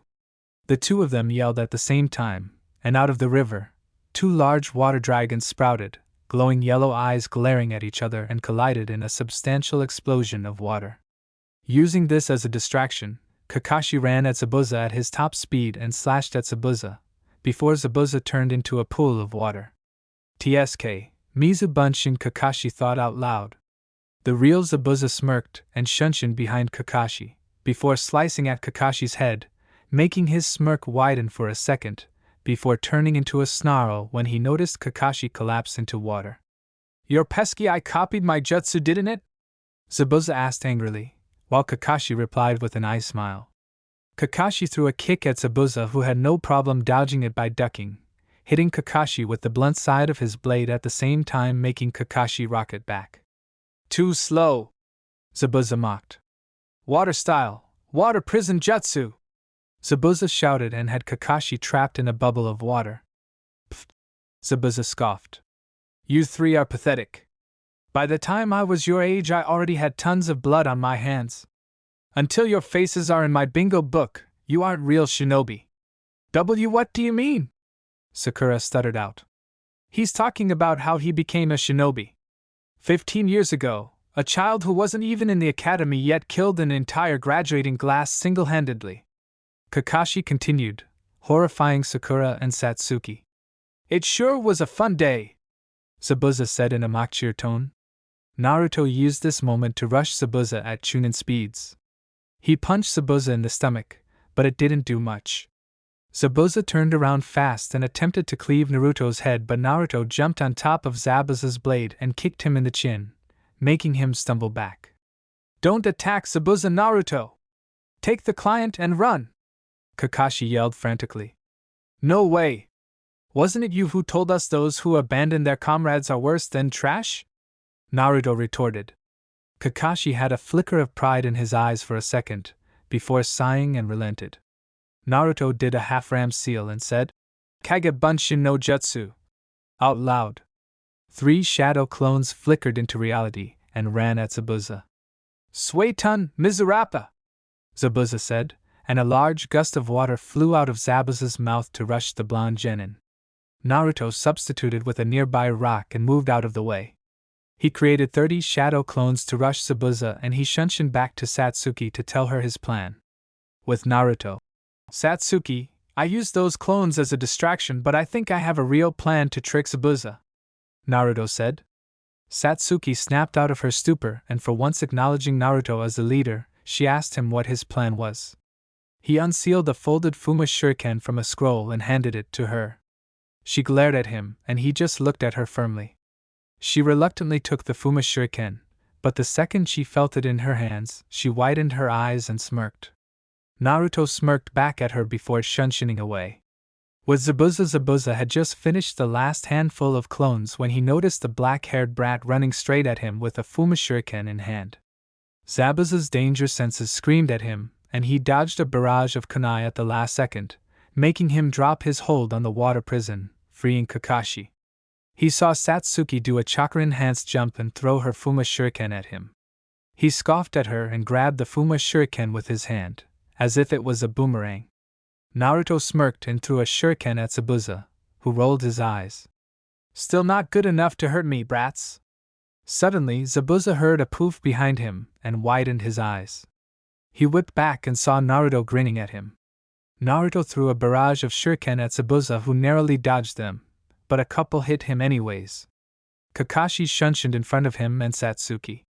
"Excellent plan, you two, distracting Zabuza long enough to trick him and make him cancel his technique," Kakashi complimented. "TSK, I lost concentration for a second and cancelled the jutsu." "Don't get cocky, you were forced to let go of it," Kakashi glared. "It's over for you, Zabuza." Kakashi spoke before weaving hand signs. "Suetun Daibakufu no Jutsu." Kakashi spat out a literal water vortex, and it span to Zabuza at incredible speeds. The vortex hit Zabuza head-on, who had no time to dodge it, and he was slammed into a tree and left dazed. "Can you see the future?" Zabuza asked wearily. "Yes, and your future is death," Kakashi said, making them all sweat drop with his corny lines. He was about to finish off Zabuza with a kunai before a couple of saban needles struck Zabuza in the neck, making him pass out. They instantly went on guard, when they noticed a hunter Nin jump out of the bushes. "You were right, his future is death," the person said. Kakashi walked forward, and checked for Zabuza's pulse, finding nothing. "If that is all, I will take this body back to Kiri. The body holds many secrets native to the mist, and we would like to decipher them before getting rid of his body." And with that he disappeared in a water shunshin. Well, if that's all, Kakashi started before falling unconscious. Kakashi-sensei! Sakura yelled. Don't worry, it's probably because his body isn't used to the Sharingan.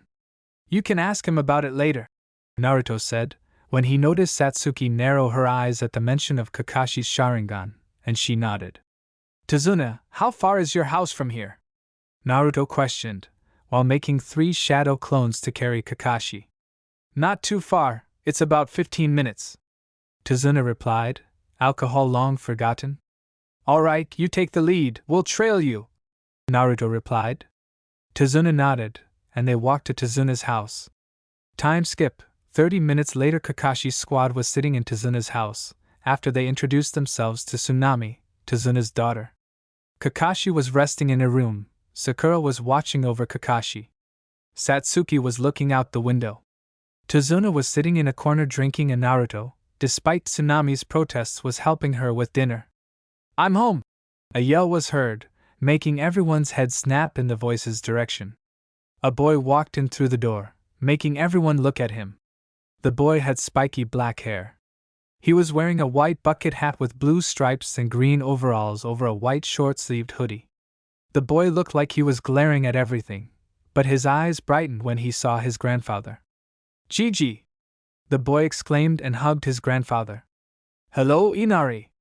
Tazuna chuckled, ruffling the boy's hair, making Naruto crack a small smile at the heartwarming scene. Inari, greet these shinobi here. They protected your grandfather while he was on his way here, Tsunami said with a tender smile. Inari just scoffed at the claim.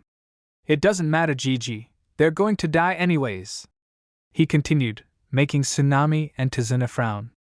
Naruto's jaw dropped. He wondered why he would say something so depressing. Satsuki didn't take it too well, though. You don't know that, you brat, Satsuki said with a little anger in her voice. Satsuki, don't argue with kids, Naruto admonished her, making her turn her head. Dinner went quietly, Kakashi finally waking up and confirming everyone made it back to Tazuna's house safely. After being given a pair of crushes, they had dinner quietly, except for Tsunami thanking Naruto for helping her with dinner, making him nod at her. The next morning nothing much happened, until during breakfast Kakashi spoke. We need to start training to kill Zabuza again, he said seriously, making everyone's eyes widen, except for Naruto. I reached the same conclusion as you, Naruto said calmly, making Kakashi eye smile. What are you two babbling about? Zabuza died 2 days ago, remember? Satsuki said with a light glare, Sakura nodding frantically. Actually, Zabuza probably isn't dead. The weapons that the hunter need were Samban needles. Those are used in acupuncture to put people in near-death-like states, which is why I felt no pulse coming from Zabuza, Kakashi remarked. Plus, Kiri Hunternin are supposed to cut off the head and burn the body immediately, Naruto commented. Good observations, Naruto. With these facts we can conclude that Zabuza is very much alive, Kakashi spoke, and Satsuki and Sakura had to agree with them. It made sense. Isn't it possible you're overthinking it a little? Tazuna questioned nervously. He did not want to face that man again. No. When a ninja senses something wrong, he must act on it, Kakashi said firmly. But what are we going to do, sensei? Now that Zabuza knows our skills, it'll be easier for him to beat us. Not to mention that fake Hunternin is probably Zabuza's accomplice, Naruto asked wearily. What do you think? Kakashi said, clasping his hands together. I'll train you 3, of course, Kakashi declared with an eye smile. Besides, Zabuza will need around 1 week to fully come back to life. By then, I'll be completely healed and we can fight those 3. Sakura, you'll be guarding Tazuna. Naruto and Satsuki will take on the fake Hunternin and I'll fight Zabuza. An hour later, training fields, Kakashi stood with his crutches in the playing field. Standing opposite of Kakashi were his 3 students, Satsuki, Sakura, and Naruto. What are we learning, sensei? Naruto asked with a flat tone and an extremely bored look on his face that made Kakashi's eyebrow twitch. Well, my cute little genin dash. Kakashi started and moved directly behind a tree. You 3 are going to be learning how to climb a tree. Naruto rolled his eyes. Sakura and Satsuki stared at him in confusion. But sensei, we already know how to climb trees, Sakura questioned. He means with no hands. Naruto interjected before Kakashi could reply. Seeing the questioning glances Sakura and Satsuki sent him, he sighed, and walked up the tree, with no hands. Satsuki and Sakura widened their eyes, and Kakashi half expected this. Wind manipulation requires precise chakra control. Honestly, Naruto huffed. You can launch fireballs, turn the ground into mud, make literal duplicates of yourself with chakra. Why wouldn't you be able to walk on trees? Naruto sarcastically questioned, making the three of them sweat drop. Kakashi faced Sakura and Satsuki. You need to concentrate and direct chakra to your feet. If you use too much chakra, the bark will blast. If you use too little, you'll slip right off the tree, Kakashi said, and threw 2 kunai at Satsuki and Sakura's feet. Use those kunai to mark your progress. A running start helps. Naruto, come with me, Kakashi said with an eye smile. Kakashi and Naruto left the other two, walking over to a more secluded area in the forest. Before you ask, I already know water walking too, Naruto said quickly, making Kakashi mentally curse. Then I guess we can start with the more advanced stuff, HM? Kakashi questioned. He handed Naruto a piece of paper. This is chakra paper. I channel chakra to it, and it either burns, splits, zaps, or dampens, yada yada yada. My affinities are lightning and wind, Naruto said, and sure enough, after channeling his chakra to the paper split in two, both halves crinkling, making Kakashi's eye twitch. Naruto made a forward motion, and Kakashi leaned in. Between me and you, I'm working on my own lightning jutsu, Naruto whispered, making Kakashi widen his eyes. Naruto put a finger to his lips. Keep it hush-hush though. It's a secret I'm saving for the Chunin exams. Maybe I'll use it earlier, but only around our squad, Naruto continued with a wink, making Kakashi shake his head. Care for a demonstration? Kakashi asked with a little hope in his voice. Despite not as eager as the fourth Hokage, Kakashi still loved testing/experimenting with new jutsu. Naruto smirked before shaking his head. Sorry, it takes too long to get ready. I draw in the natural lightning from the sky, plus the jutsu isn't exactly finished yet. I'm still molding the lightning into a dragon head, Naruto replied. Kakashi could only shake his head at that. He could already tell it would be a mass-destructive jutsu. Well, what are you going to do now then? Kakashi questioned Naruto. Naruto grinned at him, and crossed his fingers. Instantly, around 300 shadow clones flickered into existence. Kakashi's eye nearly popped out of its skull. Naruto looked at Kakashi before speaking to him once more. Don't tell this to anybody, the Hokage already knows, alright? Naruto said, noticing Kakashi tense when he mentioned secrecy. Kakashi relaxed and promised Naruto his word on not telling anyone. Naruto stuck his right hand out, and gripped his wrist with his left hand. One of his shadow clones started burling its hands on top of Naruto, and a loud swishing noise slowly sounded out. Kakashi widened his eyes and took a step back when he noticed a blue ball swirling into existence. Before he could so much as say a word, the ball blasted out of existence, and Naruto sported chakra burns on his hands. Naruto. Was that what I think it was? Kakashi asked quietly. Yep, it was the Rasengan. I haven't mastered it yet. It keeps bursting whenever I compress it, so I'm working on that right now, Naruto replied. Kakashi was snapped out of his flashback and I smiled. Sure, you work on that, Naruto. I'll go and watch over the other two, Kakashi said. Time skipped 3 hours. Naruto laid on the ground, panting. He hasn't perfected the Rasengan yet, but he can successfully form a Rasengan with the help of a shadow clone, but it still takes around 15 seconds, and he needs 4 pairs of hands to perform it. Tomorrow he would practice shortening the time to 5 seconds, and from there he would try to form a Rasengan with 2 hands, then 1. Back to the present, Naruto ended his gruesome training with a ton of his shadow clones. Needless to say, he came out the victor due to the fact that Kage Bunshin dispelled with a single hit but still sported massive bruises everywhere. In Naruto's mind, however, the real win didn't come from defeating the clones. The real win came because he managed to find holes in his taijutsu stance, and fixed them. He could tell his taijutsu improved by leaps and bounds. After a couple more minutes, he decided to head back, but went to check on the other two first. He walked over to the forest. He remembered Sakura and Satsuki were, at a leisurely pace. He was mindlessly chatting with Kurama while walking, and soon enough he spotted Satsuki. He raised an eyebrow when he realized Kakashi and Sakura were nowhere to be seen, and he walked over to her. "Where are the others?" Naruto asked, making her snap her head in his direction, but she subconsciously softened her gaze when she noticed it was Naruto. Naruto, the dense blockhead, didn't realize it, but Kurama did and mentally chuckled. She glared at the tree again, trying to burn holes through it with her eyes. Naruto realized he liked Satsuki better with a smile on her face, rather than a frown, and wait. Where did those thoughts come from? He wondered and shook his head. Sakura already mastered the tree walking. She's doing the water walking right now. Satsuki spoke bitterly. Ah. So that's why she's upset. Sakura has low chakra reserves, so it's easier for her to master tree walking. You, on the other hand, have Chunin level reserves, so it's obviously harder for you. Naruto lectured her.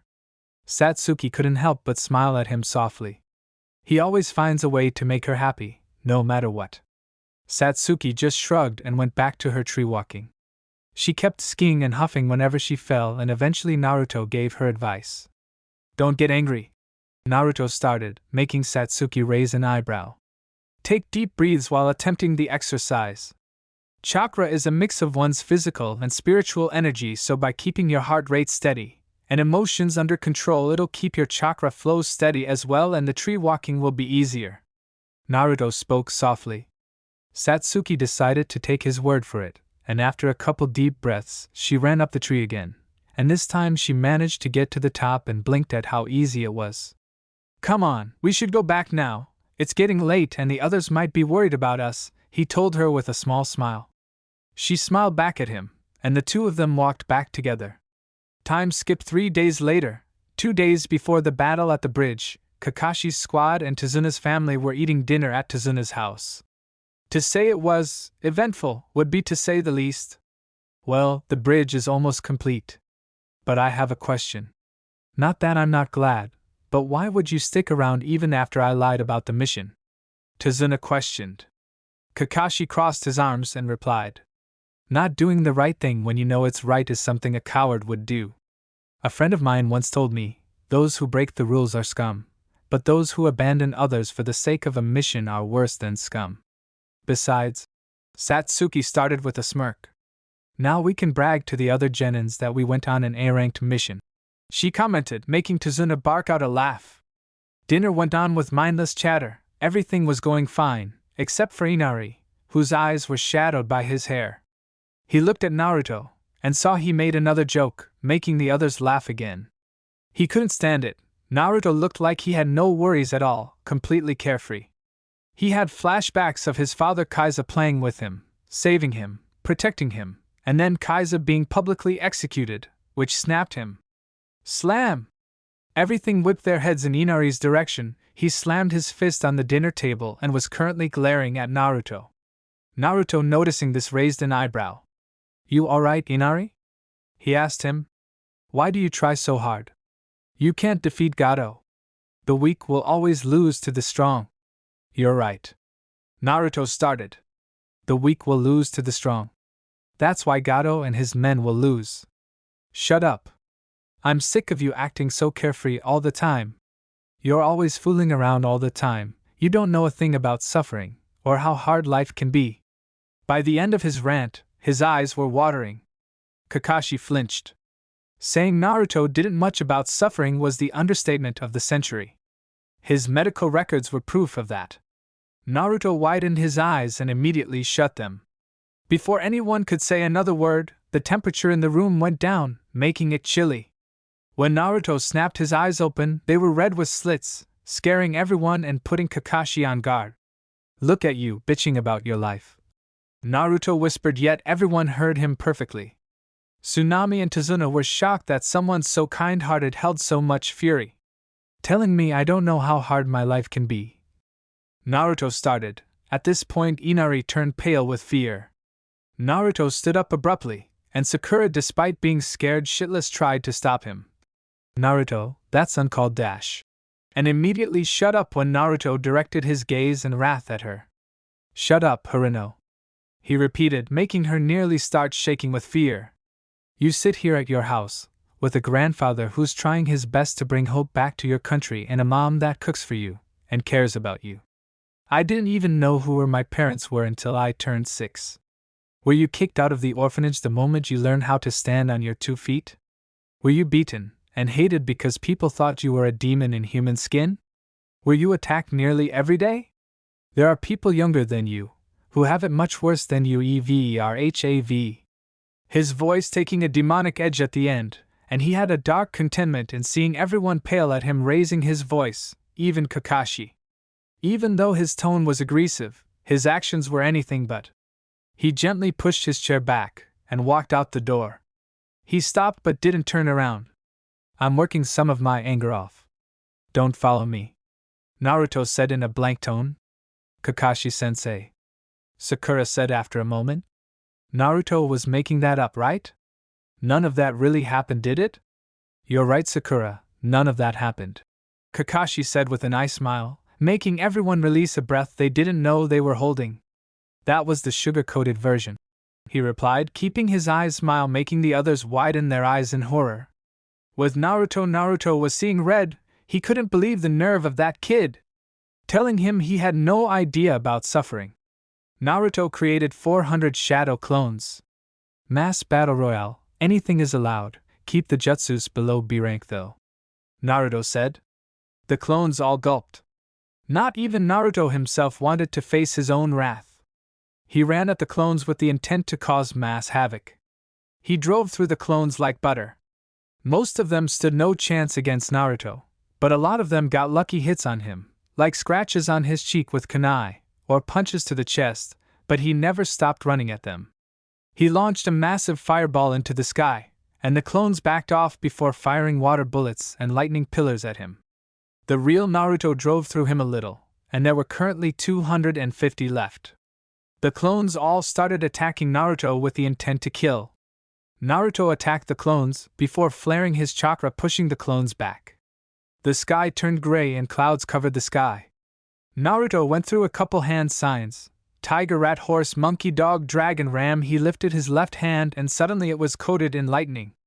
It started raining lightly, and Naruto pulled his arm back, making the clones take a step back, some in weariness and some in anticipation. Right-on, Kirin, Naruto said. And a large chimeric creature materialized from the lightning in the sky. Kirin, scatter! Naruto pushed his arm back and pointed at the clones. The Chilin roared and dispelled, before materializing again and launching itself at the clones. All Naruto saw was a large blue flash, before instantly all 200+ clones dispelled. The puffs of smoke coupled with all the debris and smoke in the air made it nearly impossible to see. When the dust cleared out, Naruto gawked at a massive crater in the ground. He couldn't believe that this was his creation. Those were his last thoughts before he fainted, the darkness overtaking him for the night. Next morning, a girl, who looked to be in her mid-teens, she had silky black hair that flowed to her chest. She wore a light pink chipao and carried a basket. She was walking to the forest so she could collect herbs for her master, humming a soft tune. She stared wide-eyed, openly gawking at the massive crater in the ground. She noticed a boy in the middle. He looked sort of cute, she deduced. Then she recognized him as one of the shinobi that were fighting Zabuza. She could easily kill him right now, to prevent complications later, and she walked over to him. Reaching out slowly, her hand making its way to his neck, before she blinked and he was gone. I wouldn't do that if I were you, she heard from behind, before gasping and turning around sharply. She saw Naruto staring at her with a bored gaze, but it felt like he was staring into her soul. Little did she know, he was having an internal conversation. Kit, I'm certain it's her. This is the fake hunter from yesterday. I recognize her scent, Kurama said to Naruto with narrowed eyes. I reached the same conclusion you did. I can see from her posture that she's ready to flee in a moment's notice, even though she's pretending to be a civilian. I'll play along for now, though. What are you doing here? Naruto asked in a blank tone. I was collecting some herbs for a friend. He's sick, you see. Haku told him softly. Ah, well, I kinda destroyed the forest in a fury yesterday. Naruto told her sheepishly, making her deadpan at him. Let's go to another area. I'll help you collect herbs for him. Naruto told her, make her smile. I can get some insights on his skills, Haku thought. Are you a shinobi? Haku questioned him. What did it look like? Naruto snarked at her, making her roll her eyes at him. But isn't it dangerous? What if you get killed? She questioned, feigning concern. The boy nearly took down Zabuza. He wouldn't die easily. Well, if I get killed, that means I was meant to die. There's no use trying to escape my death. Besides, the moment I put this headband on, I was ready to die. Naruto lectured her softly. She looked at him with curious eyes. Why do you fight? Do you fight for your precious people? She asked him, and his thoughts immediately went to Satsuki, before going to Im and Tuchi, and the third Hokage. That's right. I fight to protect those who I care about, and those that can't protect themselves. Naruto stated firmly, but more to himself than her. She gazed at him with a look in her eyes akin to respect. Then you will become strong. I believe that when one has somebody to protect, that's when they truly become strong. She told him, making him widen his eyes for a second, before he smiled at her. At Tazuna's house, everyone was eating breakfast, Naruto's stunt forgotten. Has Naruto returned yet? Satsuki asked Kakashi, who gazed at her. No, not yet. I was going to get him after breakfast. Kakashi told her. It's fine, I'll get him now, the idiot's going to miss breakfast. She told him, walking out the door, and everyone went back to eating. Satsuki sensed for Naruto's signature, and located it a couple 100 meters away, and ran over to his direction. She saw him talking to another girl, and making the black-haired girl giggle softly with one of his jokes. This made her feel slightly angry and jealous for some reason. She wondered why she had those feelings. She observed them interact for a little longer, and when the girl left, Satsuki walked up to Naruto, glaring at him. Who was that girl? She demanded, making Naruto raise an eyebrow. Why do you care? He asked her suspiciously, making her blush a little, but she huffed and crossed her arms. I don't, but it might be an enemy, so I should know these things, dope. She told him angrily. Oh really? 'Cause you're acting like a possessive girlfriend right now. Naruto teased her with a smirk, making her face turn red. It's nothing else like that, Bibaka. She sputtered. Naruto took pity on the girl, so he stopped teasing her. Her name was Haku, and she told me she was collecting herbs for a friend of hers. Naruto spoke. Satsuki narrowed her eyes for a second before she softened her gaze. I was really worried about you yesterday, you know? She spoke softly, making him widen his eyes a little. You shouldn't run off like that. What if she was an assassin, or if Zabuza himself came here? She admonished him half-heartedly, but keeping her soft tone. Naruto was surprised. There weren't many people who cared for him this way, other than the Hokage. No one really paid attention to Naruto. Don't worry about me. If someone came at me with intentions to harm, they'd get a nasty surprise, he said with a wink, making her shake her head at him. They walked back together, chatting mindlessly, before Satsuki walked over to a lake and practiced her water walking, and Naruto went with Tazuna to guard him while he was building the bridge. The next morning, Naruto woke up to hear muffled screaming. He widened his eyes and grabbed a Hiraishin kunai that was sealed in his arm while running down the stairs, and he saw Tsunami being dragged away by two thugs while Inari was shouting at them to let her go. Naruto threw a kunai right above Tsunami's head, and in a yellow flash he knocked the two thugs out. Inari stood there wide-eyed, and Tsunami was already unconscious. When Inari directed his gaze to Naruto, Naruto smiled at him and ruffled his hair. You stood up to those thugs even though they were stronger than you. That makes you a hero, Inari. He told him softly, making Inari beam. Did the others already leave? Naruto asked Inari, and he nodded. Naruto grabbed those two and shunshin to the corner of the bridge. He slit their throats to spare them the pain and tossed them over the bridge. He looked over and saw Kakashi fighting Zabuza. Sakura was guarding Tazuna, and Satsuki was inside a cage of ice?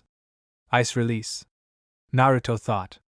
He sent a couple clones to assist Sakura and Kakashi, while the real him shunshined inside the mirrors.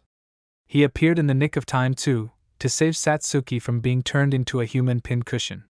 Satsuki whipped her head to him the moment she felt his signature, and Naruto immediately noticed her eyes were red, one with a single tomo and the other with two, instead of onyx black. Congrats on awakening your Sharingan. Naruto congratulated her with a gentle smile, making her smirk back at him. Hello, Haku, Naruto said calmly, making Satsuki and Haku's eyes widen in shock. Nonetheless, she shook her head. Hello, Naruto-kun. Are you here to help Uchiha-san? Haku asked him, though already knowing the answer, and dreading it. As a matter of fact, I am. Naruto with a blank tone and an impassive gaze. How unfortunate, Haku replied in a similar tone. Well, let's get started, shall we? Naruto asked them, snapping Satsuki out of her stupor. She got in position along with Naruto, and Haku got her Saban needles out.